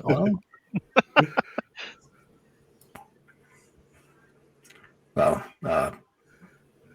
appreciate you having us, but is there a reason that all your holocams seem to be defective? I expected a little more from the Grand Republic. Did you see, no insight roll necessary, Avon's face, the senator from Organa, or Senator Avon Organa from Alderaan, lights up like a kid at Christmas. And he goes, "That is a very astute question, Vars. I believe, and I argued most furiously, that this should be broadcast to the people of the Republic. They deserve to know what their representatives are doing. But our esteemed Supreme Chancellor decided to make this a closed session hearing." Dash leans forward, pauses 6 seconds, and goes, Senator, point of clarification. If I am asked a question and someone has informed me to not answer that question, say one of the senators on this panel in a previous discussion, or say General Vet, am I to actually answer that question, even if I don't think I should? You see Supreme Chancellor Oviedo, he looked annoyed at the start when Avon kind of spoke before he could. He looked pissed after Vars's comment and Avon's kind of overall ribbing of him, and then he looked like angry, confused at Dash's comment, and he goes, "You must always answer the Republic and give the full truth. You used to be a soldier. Represent yourself as so. This will not turn into a political circus. We have heard the claims presented. We want to hear your side of this. That is why you have been brought before this delegation today. Do not waste the Republic's time." Well, Vars is going to take in what's being said and address the Chancellor directly and say, "Well, for what it's worth, your foresight with the holocams might be more beneficial than you realize. This is a very serious threat." What is Caesar doing? Oh, I forgot. So I forgot to mention this. As you guys were kind of making your way into towards the pod of the Senate Rotunda, you do see General Vet kind of step out, and he goes, "You all got to testify. We got a special operation for Caesar, classified. Public military has ordered it. Unfortunately, he won't be able to testify with you guys right now. We're gonna take him out of this. We don't need him in the limelight right now." Understood. You see kind of him grab him and Master Kalu, speak to Caesar and kind of just pull him off to the side as you guys kind of step onto the pod and make your way towards the senators. So kind of in retros, like going back just a little bit, Talus would have been like kind of reaching forward or about to walk forward, and then Dash goes, and then Vars goes, and then Dash goes again, and Talus is just kind of like just waiting. So I'm going to especially after what Vars just said about the threat and him kind of looking around the room, and I guess now that it's been announced to everybody, we can see that the cameras are off as well. So Talus isn't going to hold back with what he's got, and I do have some stuff prepared, at least. So I'll look to Dash. And do you have anything else, Dash, that you would like to say? And so Dash is like looking off in the distance, like following something on the long wall, and he's like snaps back. He's like, "Oh no, I'm good, Talus. Go ahead." Vars. You're on mute. I actually do have a question regarding our missing Gungan friend. Is the reason that he's not here a concern regarding his previous alignment with what appears to be your sworn enemy? You see Senator Avon kind of smirk, and the Supreme Chancellor go, the Republic military has requested his presence. We did not wish to cause a disturbance, especially if this session did become broadcasted on the holonet. Caesar has joined us. He's a Republic officer. He was a major PR win against the Dominion as we took one of their officers and brought him to our side. He is a military officer within our organization, and he has duties. That is all.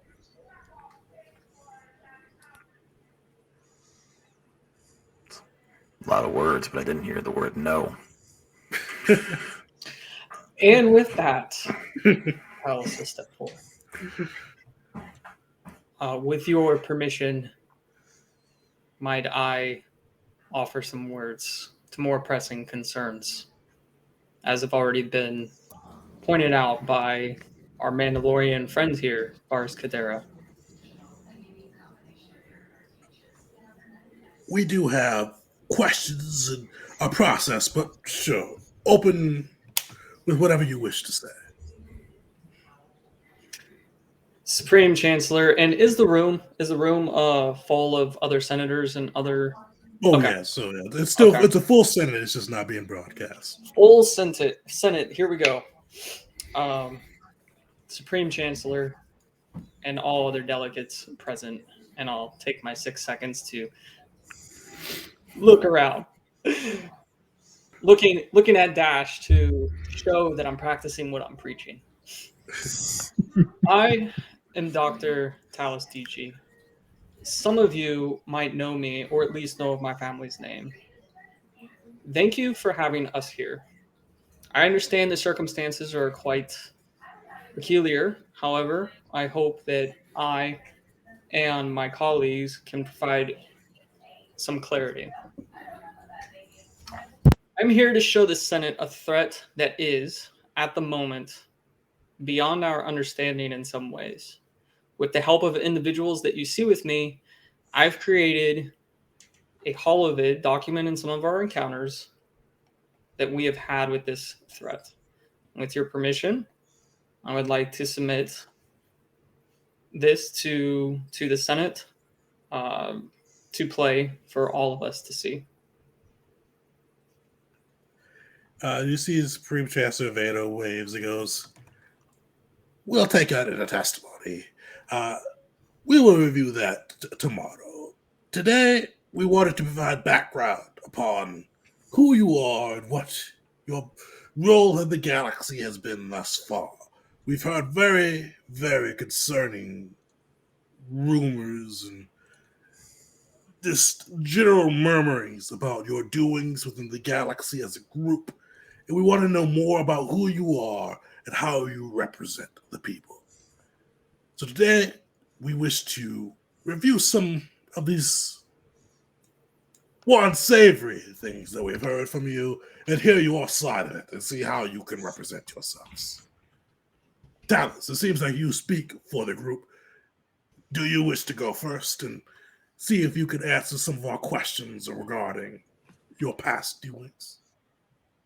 I'd be more than happy to go first, Supreme Chancellor, but I would like to make a note or address something that you just said.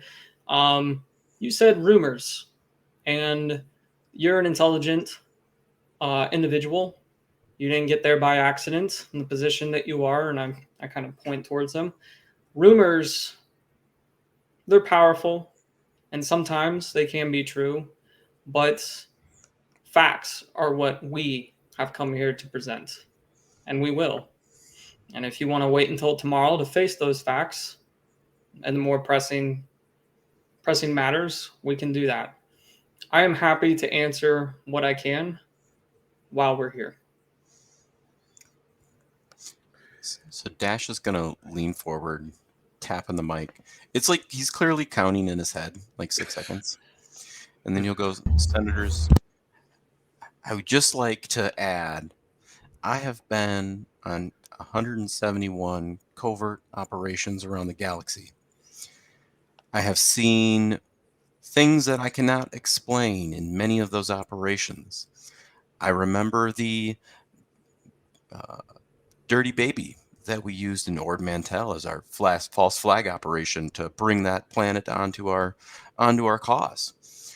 I remember that the that experimental technology that we sold to Zerka, I believe, Senator Shesh, that was your company that made that transaction.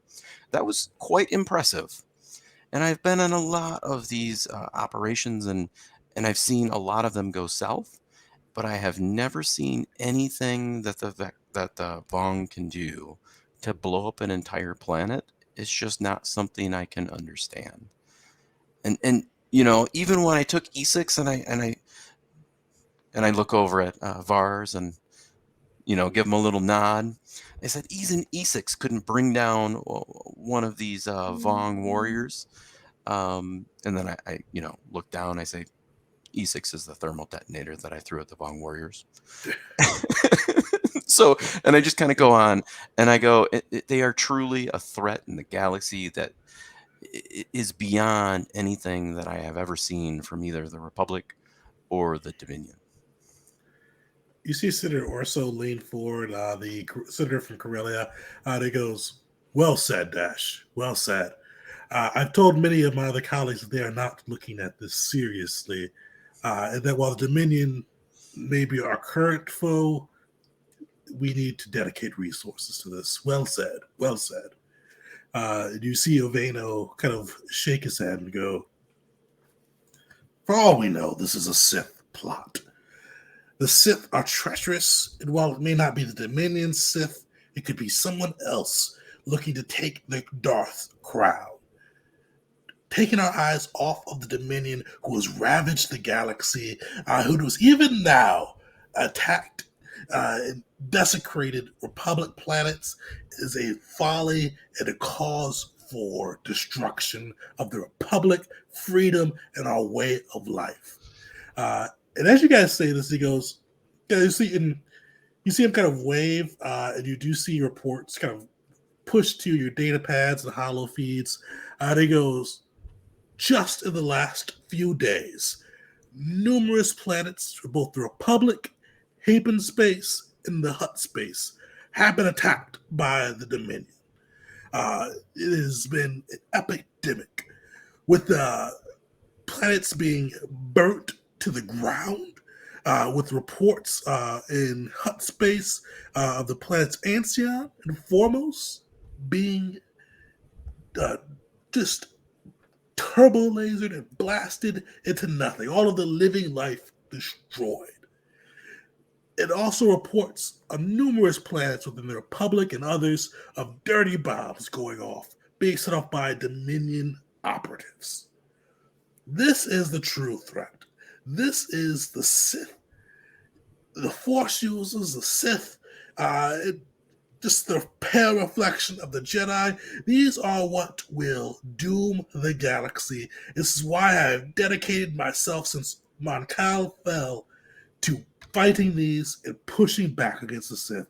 And I will not let us get distracted by this new offshoot that just showed up. Once we destroy the Dominion, we can conquer them and make sure that the galaxy is free from harm. But the Dominion is our true threat.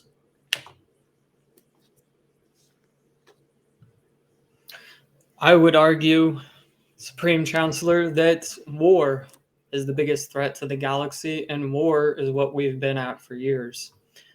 Do you want to keep on being at war, or do you want some peace to come eventually? I understand, and I can feel your passion all the way here for how you feel about the Dominion, but all of us, the 6 of us that have encountered this threat that we are here to tell you about, we would not tell you that you're wrong so lightly unless we meant it. And surely, following whatever questions you have today, we can get a chance to present that to you in answering these questions and showing you what additional evidence that we have. You see Ovano about to speak, but he is interrupted by the Senator Trisa of Bothway.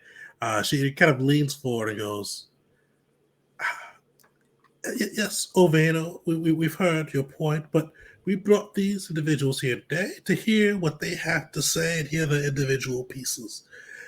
So tell us, we thank you for bringing and defending your point, and we look forward to seeing the evidence you have to produce. But Ovano, you have your questions. Let's proceed on, and let's make sure we get to the root of this and do what is best for the Republic. Thank you, Senator. And you see, as he kind of goes through that, Ovano looks over to Senator Avid and kind of gives like almost a dismissive, but still kind of a little wave. And you see Avid's pod goes forward as he goes to speak to Talos. And he goes, Talos Lici, is that right? It is, Senator. From Dr. the Talos Lici Lici. family? From the noble family, right? Yes, that is correct. Your mother has done great work on Coruscant. I'm glad to see that you've tried to follow or attempted to follow in her noble footsteps. Attempt is a closer word. Both my father and my mother are strong inspirations to what I try to be every day. Now, Talos, that's good to hear. We always love to see a trying underdog, kind of scrappy, trying to follow their dream. But we've heard some unsavory things about you, Talos. What would you say about your time at Coruscant University? I would say the same thing that I said to the Supreme Chancellor, Senator, that these are rumors. And I would also say that this was some time ago. And regardless, it doesn't lessen the threat that we are here to talk about. We are here to talk about not our past. We're here to talk about our current, present, and the current present danger that we are being faced with.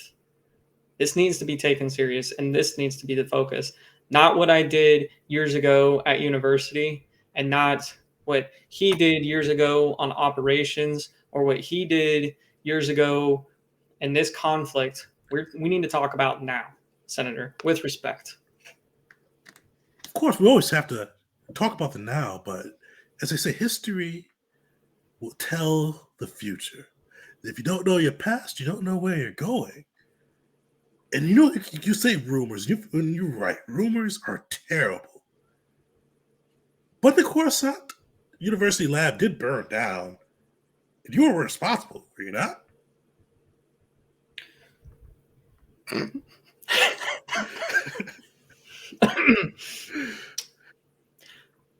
Senator,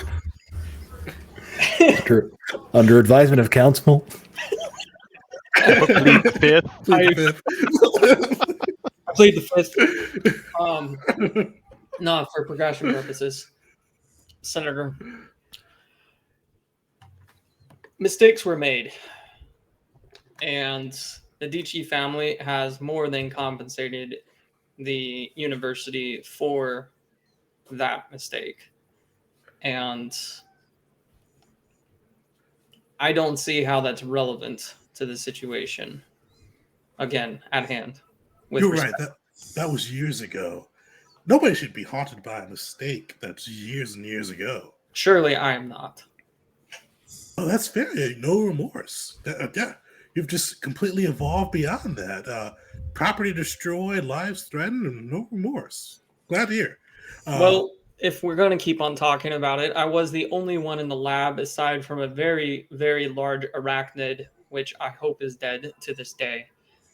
I do apologize the same way that I did then for damaging the lab.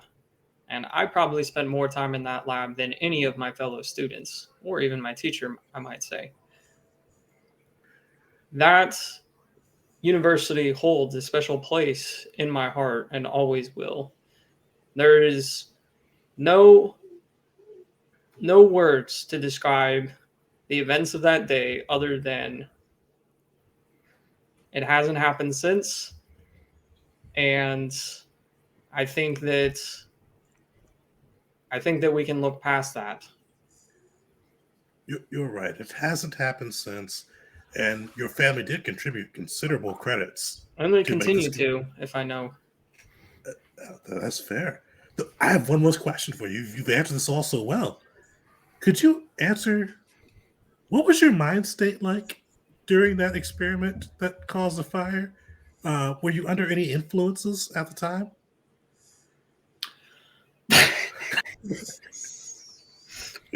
Senator, thank you for the questions. Again, I'm not sure how this is relevant, but to answer your question, because I don't want to leave you empty-handed here, my mind was focused on the task at hand, which was currently working, well, at the time, rather, working on improving our back to formula, which, by the way, I did and the Republic has taken from me and used to this day. And did I do anything about that? No, it was simply taken from me. I received a minor acknowledgement in the holomail, and we've moved on. I've moved on. So my state of mind, we'll call it flustered. What would you do in a fire, Senator? All right. Make either a persuasion check or performance, but I'll let you use intelligence for your mod instead.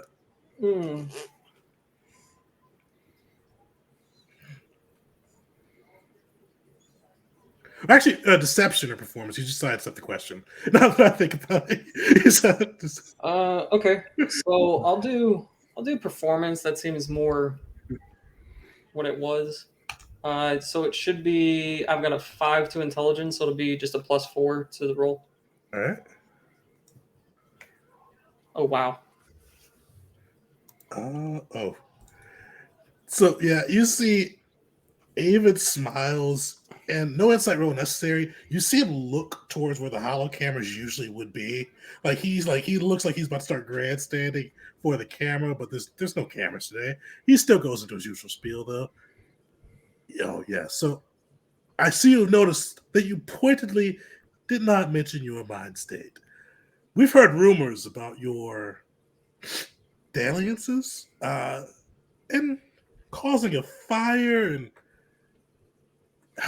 being a party to the destruction of a planet, and that business on Kashyyyk, and palling around with this distinguished company.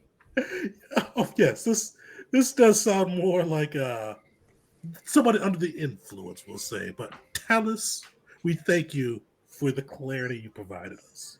One might say that the Force works in mysterious ways, Senator. But thank you. You see, I mean, who hasn't been high and stemmed and burned down on a university before? Am I right? Hitting the mute button on the mic. I've been in a burning university before, but I don't think that's quite the same thing. You see, like Senator Orso from Corellia. He looks like tired after that. He goes, "These are Republic heroes. While they may not look the part, they have saved the people of Siho. They rescued General Vet. While they may have unsavory past and unreliable demeanors, we can't just discount them completely. Talus, I thank you for your work that you've done and the testimony you provided. Know that, however today goes, that I and many of the Republic military appreciates your efforts." And then you see kind of him kind of nod his head, and Aveno goes, "Yes, thank you, Talus, for your testimony. Uh, who would testify next? Who would answer our questions next?" Dash will go next. I don't mind. Dash, all right. So, Dash, as you kind of step up to the plate, rather than Senator Avon kind of grilling you, you see Senator Morrow of Caught, kind of his little pod jut out and kind of approach you. And he goes, "You used to be a Republic officer, is that correct?" So Dash leans in, pauses, because I am currently a Republic officer. I have been reinstated. "Oh, that's right. Captain Kerr reinstated you, is that right?" Yes, I believe he put in the recommendation, Senator. You kind of see him gesture around the room. Do you what do you see in this room, Dash? So Dash looks around and he goes, "Well, I see some senators. Right above your head is a orange womp rat. That's strange." And then he just starts looking around and he just starts describing all the beautiful colors and scenes that he sees in his vivid and vibrant world. You see Senator Morrow just kind of nods along. You see Orso from Corellia kind of he puts his head in his hands and looks very tired as this goes through. And he goes, and the Senator Morrow goes, "Well, that's a very colorful world you live in, Dash. I appreciate you for sharing that with the rest of us. For those in the Senate who may not know Dash, anybody familiar with Operation Broken Wing? Part of our pushback to take the Outer Rim? Dash, how would you describe your participation in Operation Broken Wing?" And so that actually, not a lot of things startle Dash or bother him, but you can tell whenever this topic comes up, he actually does.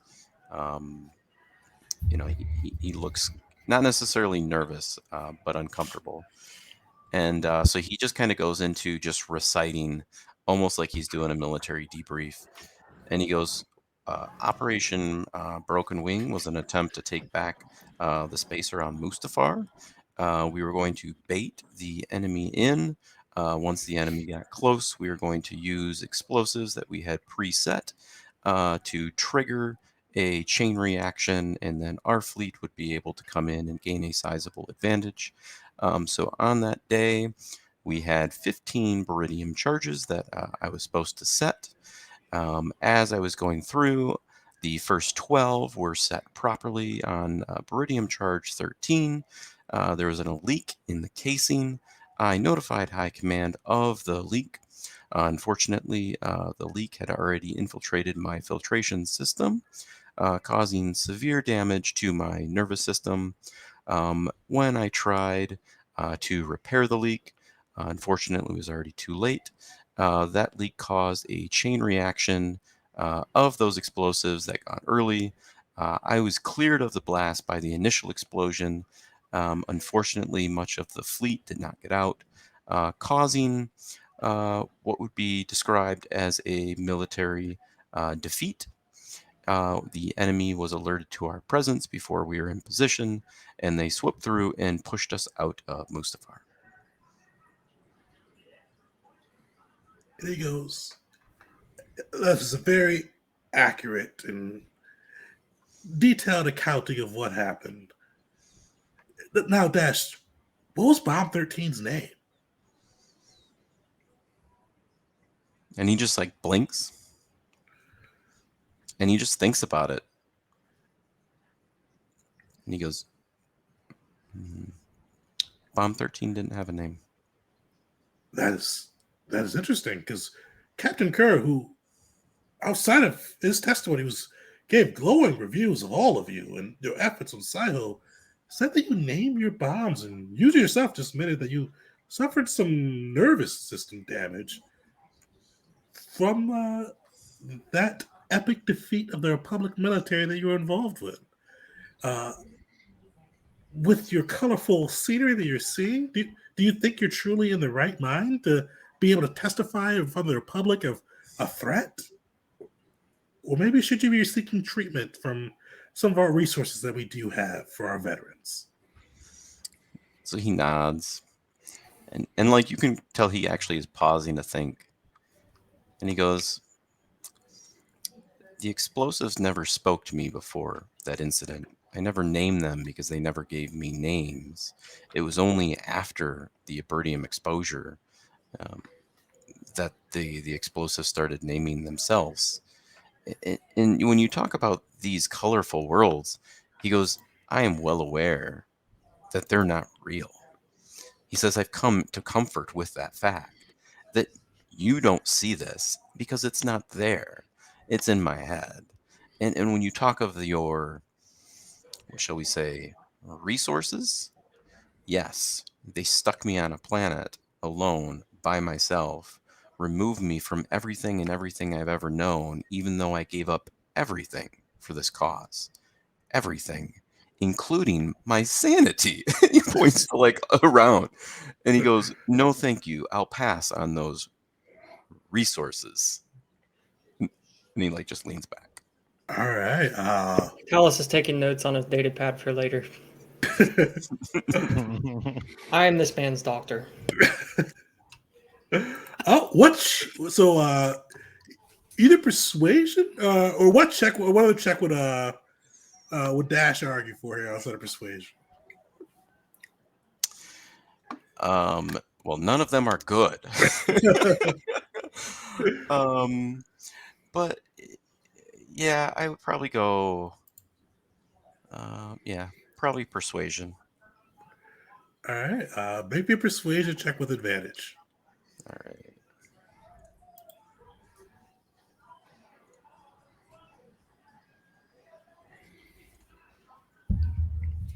Nice. Hey, there we go. David Andy there.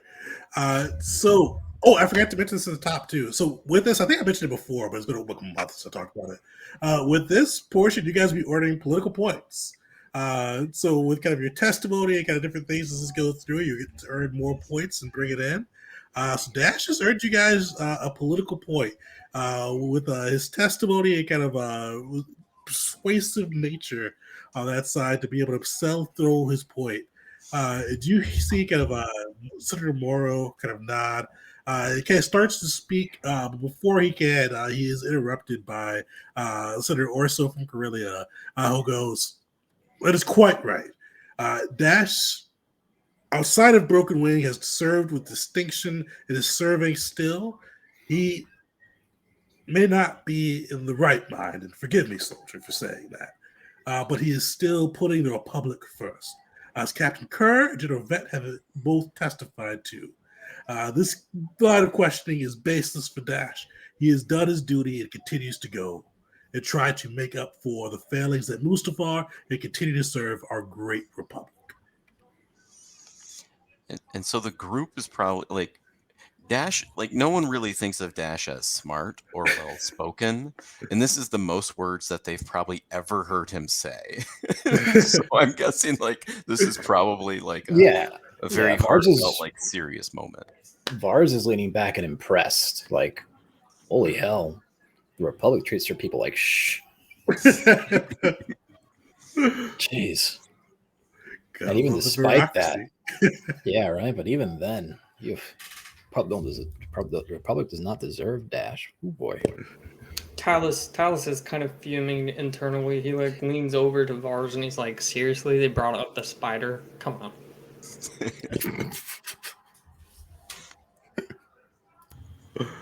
That's how you know they're reaching for straws. You know what? That's true. I feel a lot better now. I'm not mad. Talus isn't mad anymore. And you see Senator Orso, thank you again, Dash. And he looks to the rest of the group. Who else would submit to the questioning? Just Uli standing there with everybody else backs up. Like, oh, I guess I could do it. Get this over with. And as you come through, you see the senator from Bothway kind of approach with their pod moving forward, her fur rippling. And she goes, "You're a newcomer to this group, is that right?" Yes, Senator. I joined. How long would it have been in game? Couple weeks? Yeah, I About think a like month? 3-4 weeks. Yeah. Okay. About roughly less than a month ago. Apparently they had a crew member before. I seem to have been filling in their shoes a bit. It was a new assignment from Zerka. So you do work for the Zerka Corporation, is that right? That's correct. Okay. That's good to know because we've heard some things about you and about Zerka, and we just wish to get to the bottom of it. One of the things we found concerning is your apparently you spent some time with the Dominion. We heard you were taken prisoner. Is that right? That's correct. Prisoner is a nice word for it, but yeah, more or less. Well, what I'm not sure if this is during your time with the Dominion or since just leaving Moltok. But one of the savory things we've heard is that you've used your people, and your people are exemplars of the galaxy, using their natural life to enhance the galaxy. We've heard you've used the knowledge of the gardeners and the shapers to make biological weapons. And most concerning, we've heard rumors of your time on Kashyyyk, where you left the planet and blew up one of the great Washuk trees and poisoned the Shadowlands. Especially with your background of making these biological weapons. In time with Dominion, the Sith, who will do anything to succeed, we're very concerned. What do you have to say for that? Well, it's all a lie to start. I don't know who you heard that from. Who did you hear that from, by the way? Our intelligence services reported it. It is pretty widespread that since you've left Maltok, that at least from the planet itself and the people upon it, they think you have used their techniques to become a poisoner, to become one who spreads death rather than life, as your people rightly champion. Well, I don't do that. And again, I don't know who you heard that from, because I didn't really have the time to do that.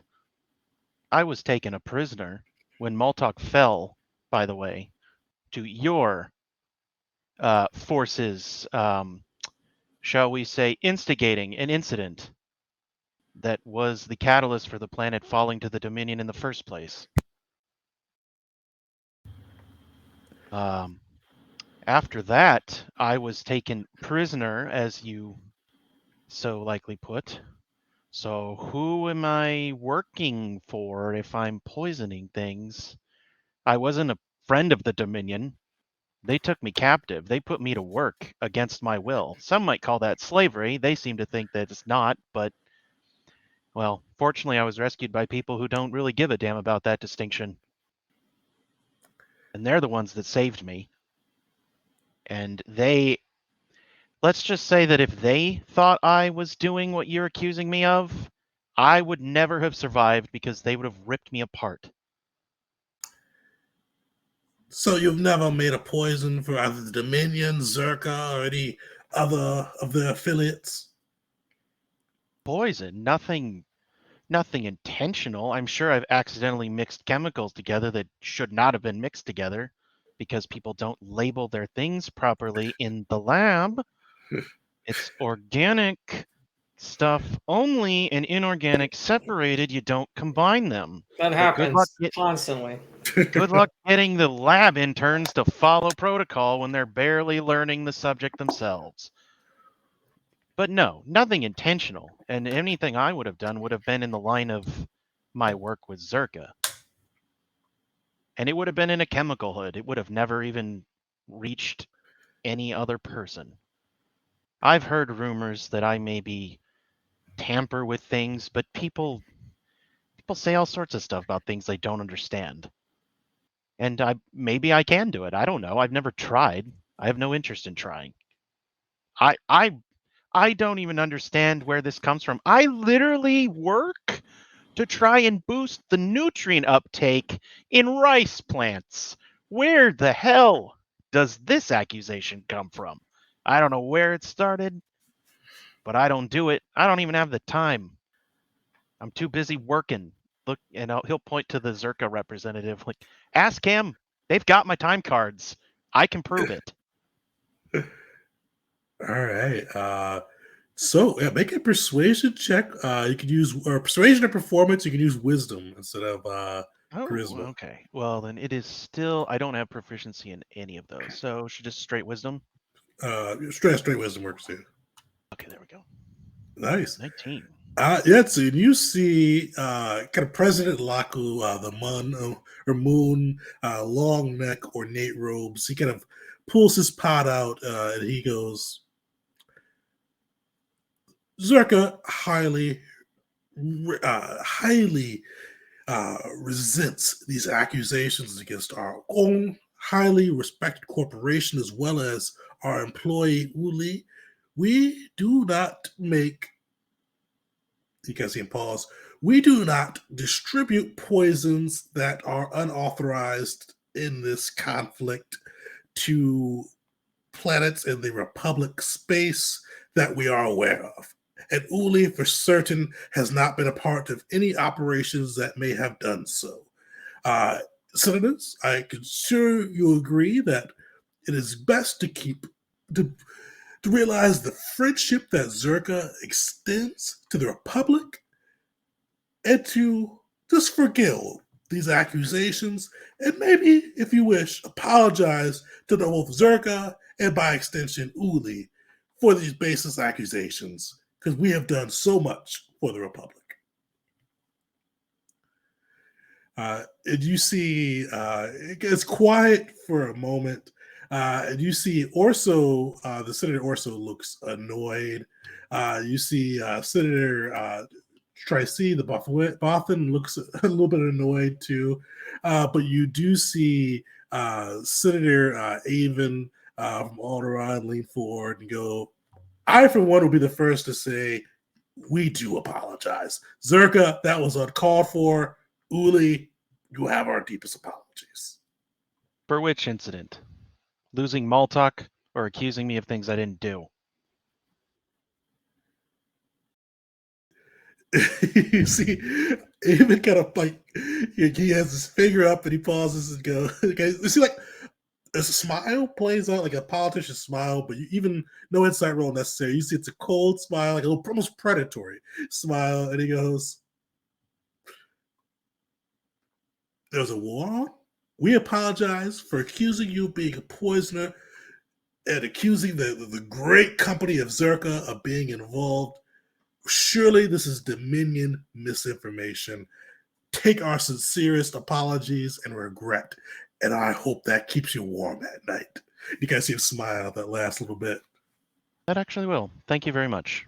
I do appreciate that. Sweet. So you guys do have 2 political points so far. And you see the eyes turn to Vars. And you see Supreme Chancellor Aveno points to the Mandalorian. And he goes, "Will you testify as well, Mando?"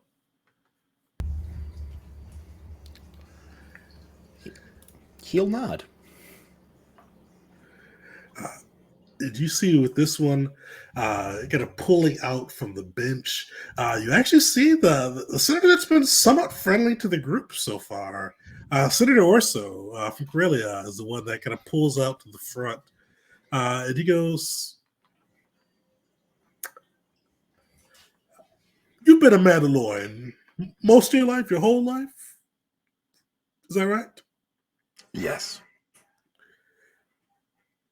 So, you fought with them throughout most of the wars, including when they are part of the Dominion. Is that correct? Yes. So you've been a part of battles on the planet of Roche. He kind of points to Uli, apparently the planet of Maltok as well. These Dominion battles where you and your Mandalorian brothers have rushed in and done the Sith's work. Is that wrong? This is common knowledge. I don't know why you're asking me this. I'm just trying to learn more about you. Because the great citizens of the Republic, who our Grand Army have protected, have been plagued by not only the Sith and the Dominion, but also the Mandalorians. And while you may have broken off from Darth Dominus and his ilk, you are responsible for many of the war's atrocities, especially during your time on the planet Roche. Do you deny that the Mandalorians are not the blunt instrument of the Sith for most of the war? No, I do not deny that. And what have your people done? What have you done to make recompense to the galaxy for the harm you have done? Well, considering that Mandalore was occupied by the Republic not so long ago, you certainly have gall to grandstand. War is war. I killed many Republic soldiers in my time. Many Mandalorians fell to Republic soldiers, and yet I stand shoulder to shoulder amongst them. I stand shoulder to shoulder with any who will face this threat with us. You see him nod, especially as you kind of mentioned the threat, you do see him nod again. And he goes, "Your people, the Mandalorians, are not known for civility cooperation, let us say. Do you truly think this threat, these invaders, are so great a threat that we should extend our hands to the Mandalorians in peace to ally with them during this time?"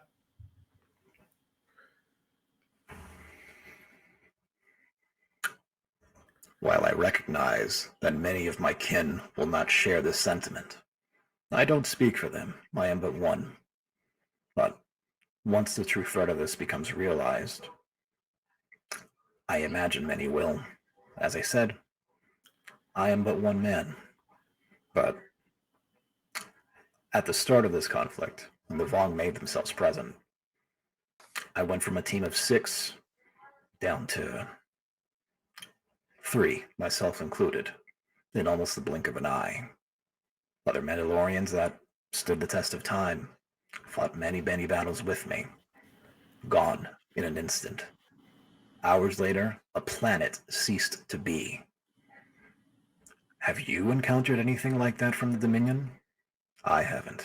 The Hapens, the Hutts, Circa, no one has this level of firepower at their disposal. And this is but a taste. This is but an opening salvo. Who knows what other threats the Vong have for us? You see him kind of nod. Give me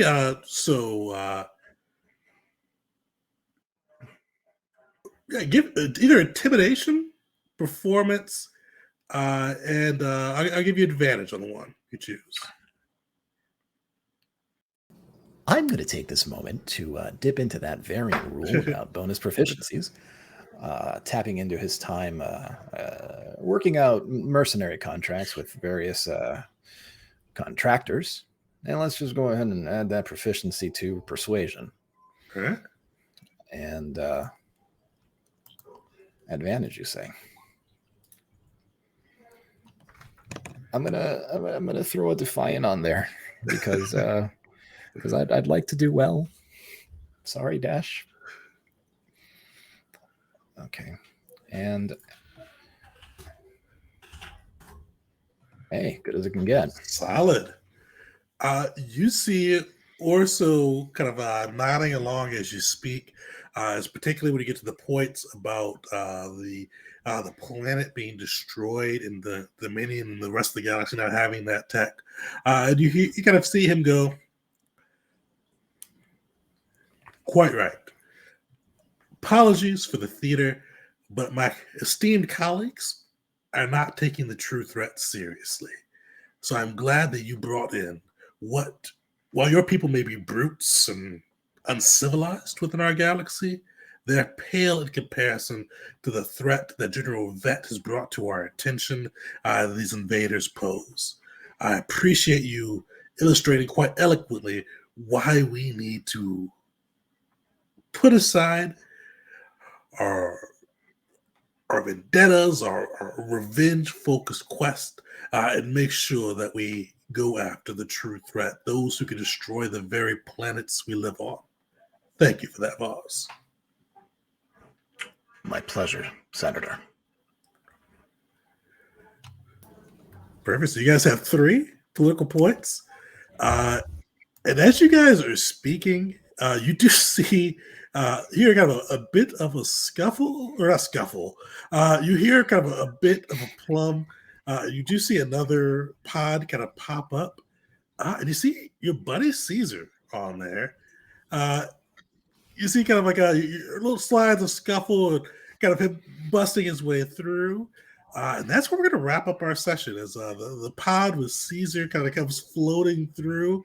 And I imagine that Gungan will have something to say once we reconvene. So we'll pick up next session, which will be the 25th. So join us 2 weeks from now, the 25th, for the next session of Invasion. See how they go so far. So far, they have got some good testimony, earned some political points on that side. I think I was going to spoil this. I think I mentioned this before, ways back. But if you guys are able to earn enough political points and convince the Republic, they're going to open up their training facilities to you guys. And what did I say? I think you can earn a fighting style. There's a couple other things you can learn too with it. So fighting style, there's some other things you can add in there as well. I forgot what the other 2 things I put on there were too. But yeah, you can earn some cool stuff with it. So those political points. Oh, adding the brawling fighting style, or getting like that D8 or the fighting die boost. Yeah. That'd be wicked. The Sentinel, here I come. Oh, so fighting style, weapon focus, or lightsaber form. You can add those into to your PC. It's weapon focus. They're the new.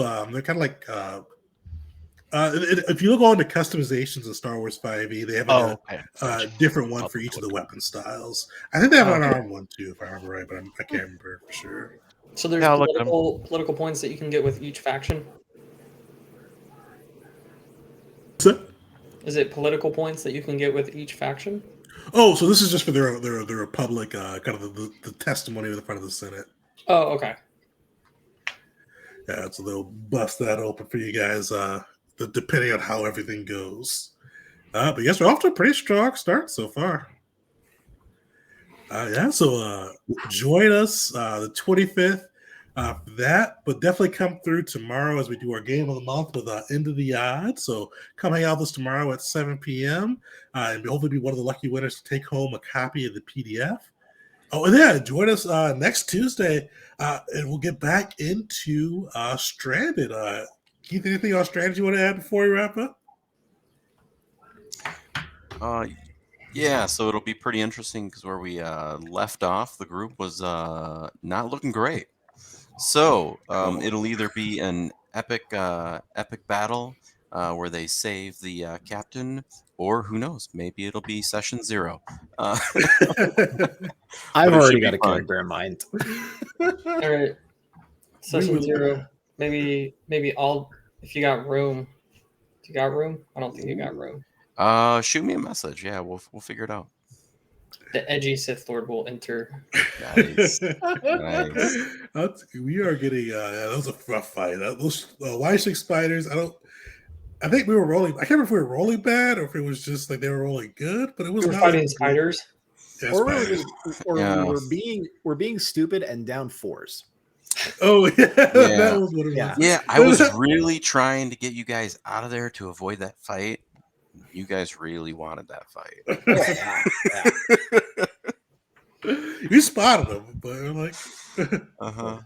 I But think the big thing for us too was that all the cooldowns and shit got blown before that fight. There were none for that Yeah. whole spider fight. So we weren't able to do everything that we were able to do. So it did kind of hamper us a little bit in the beginning.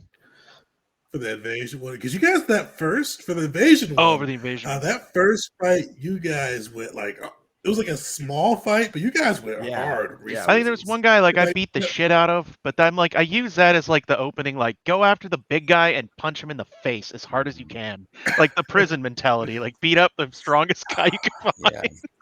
Yeah. And then other than that, I hold it in reserve because I like to think of it like he uses that to heal himself and get back to better rather than fighting. Like fighting's just something he does, but Well, we all occasionally recover enhances on a short rest. And so you're like, yeah, I got to blow it in this fight because I'm going to get it all back. But then you're thinking, you're like, how can we take a short rest? that's and I my think that's what happened that force fight. points don't though. because like we were in those woods and like we're at the bad guy's doorstep and we're just gonna pitch a tent, hang out, and have That's exactly what you do. kick your feet up, have a brewski. Yeah, we can do this later, man. It's cool. Final Fantasy has taught me anything is you can just set up a cabin outside the cave and just heal back to full and then go do the cave. That's how it works. Mm-hmm. Monsters won't do anything to you. There you go. We gotta get a cabin. Yeah, you're inside your tent. They can't get you. They can't go to tent. That's rude. Check under the covers. Come on, man. Join us next week for Stranded, and then tomorrow for Into the Odd. But thanks everybody for hanging out. I don't see any of my friends on right now, so no raids. So we'll see you guys next week.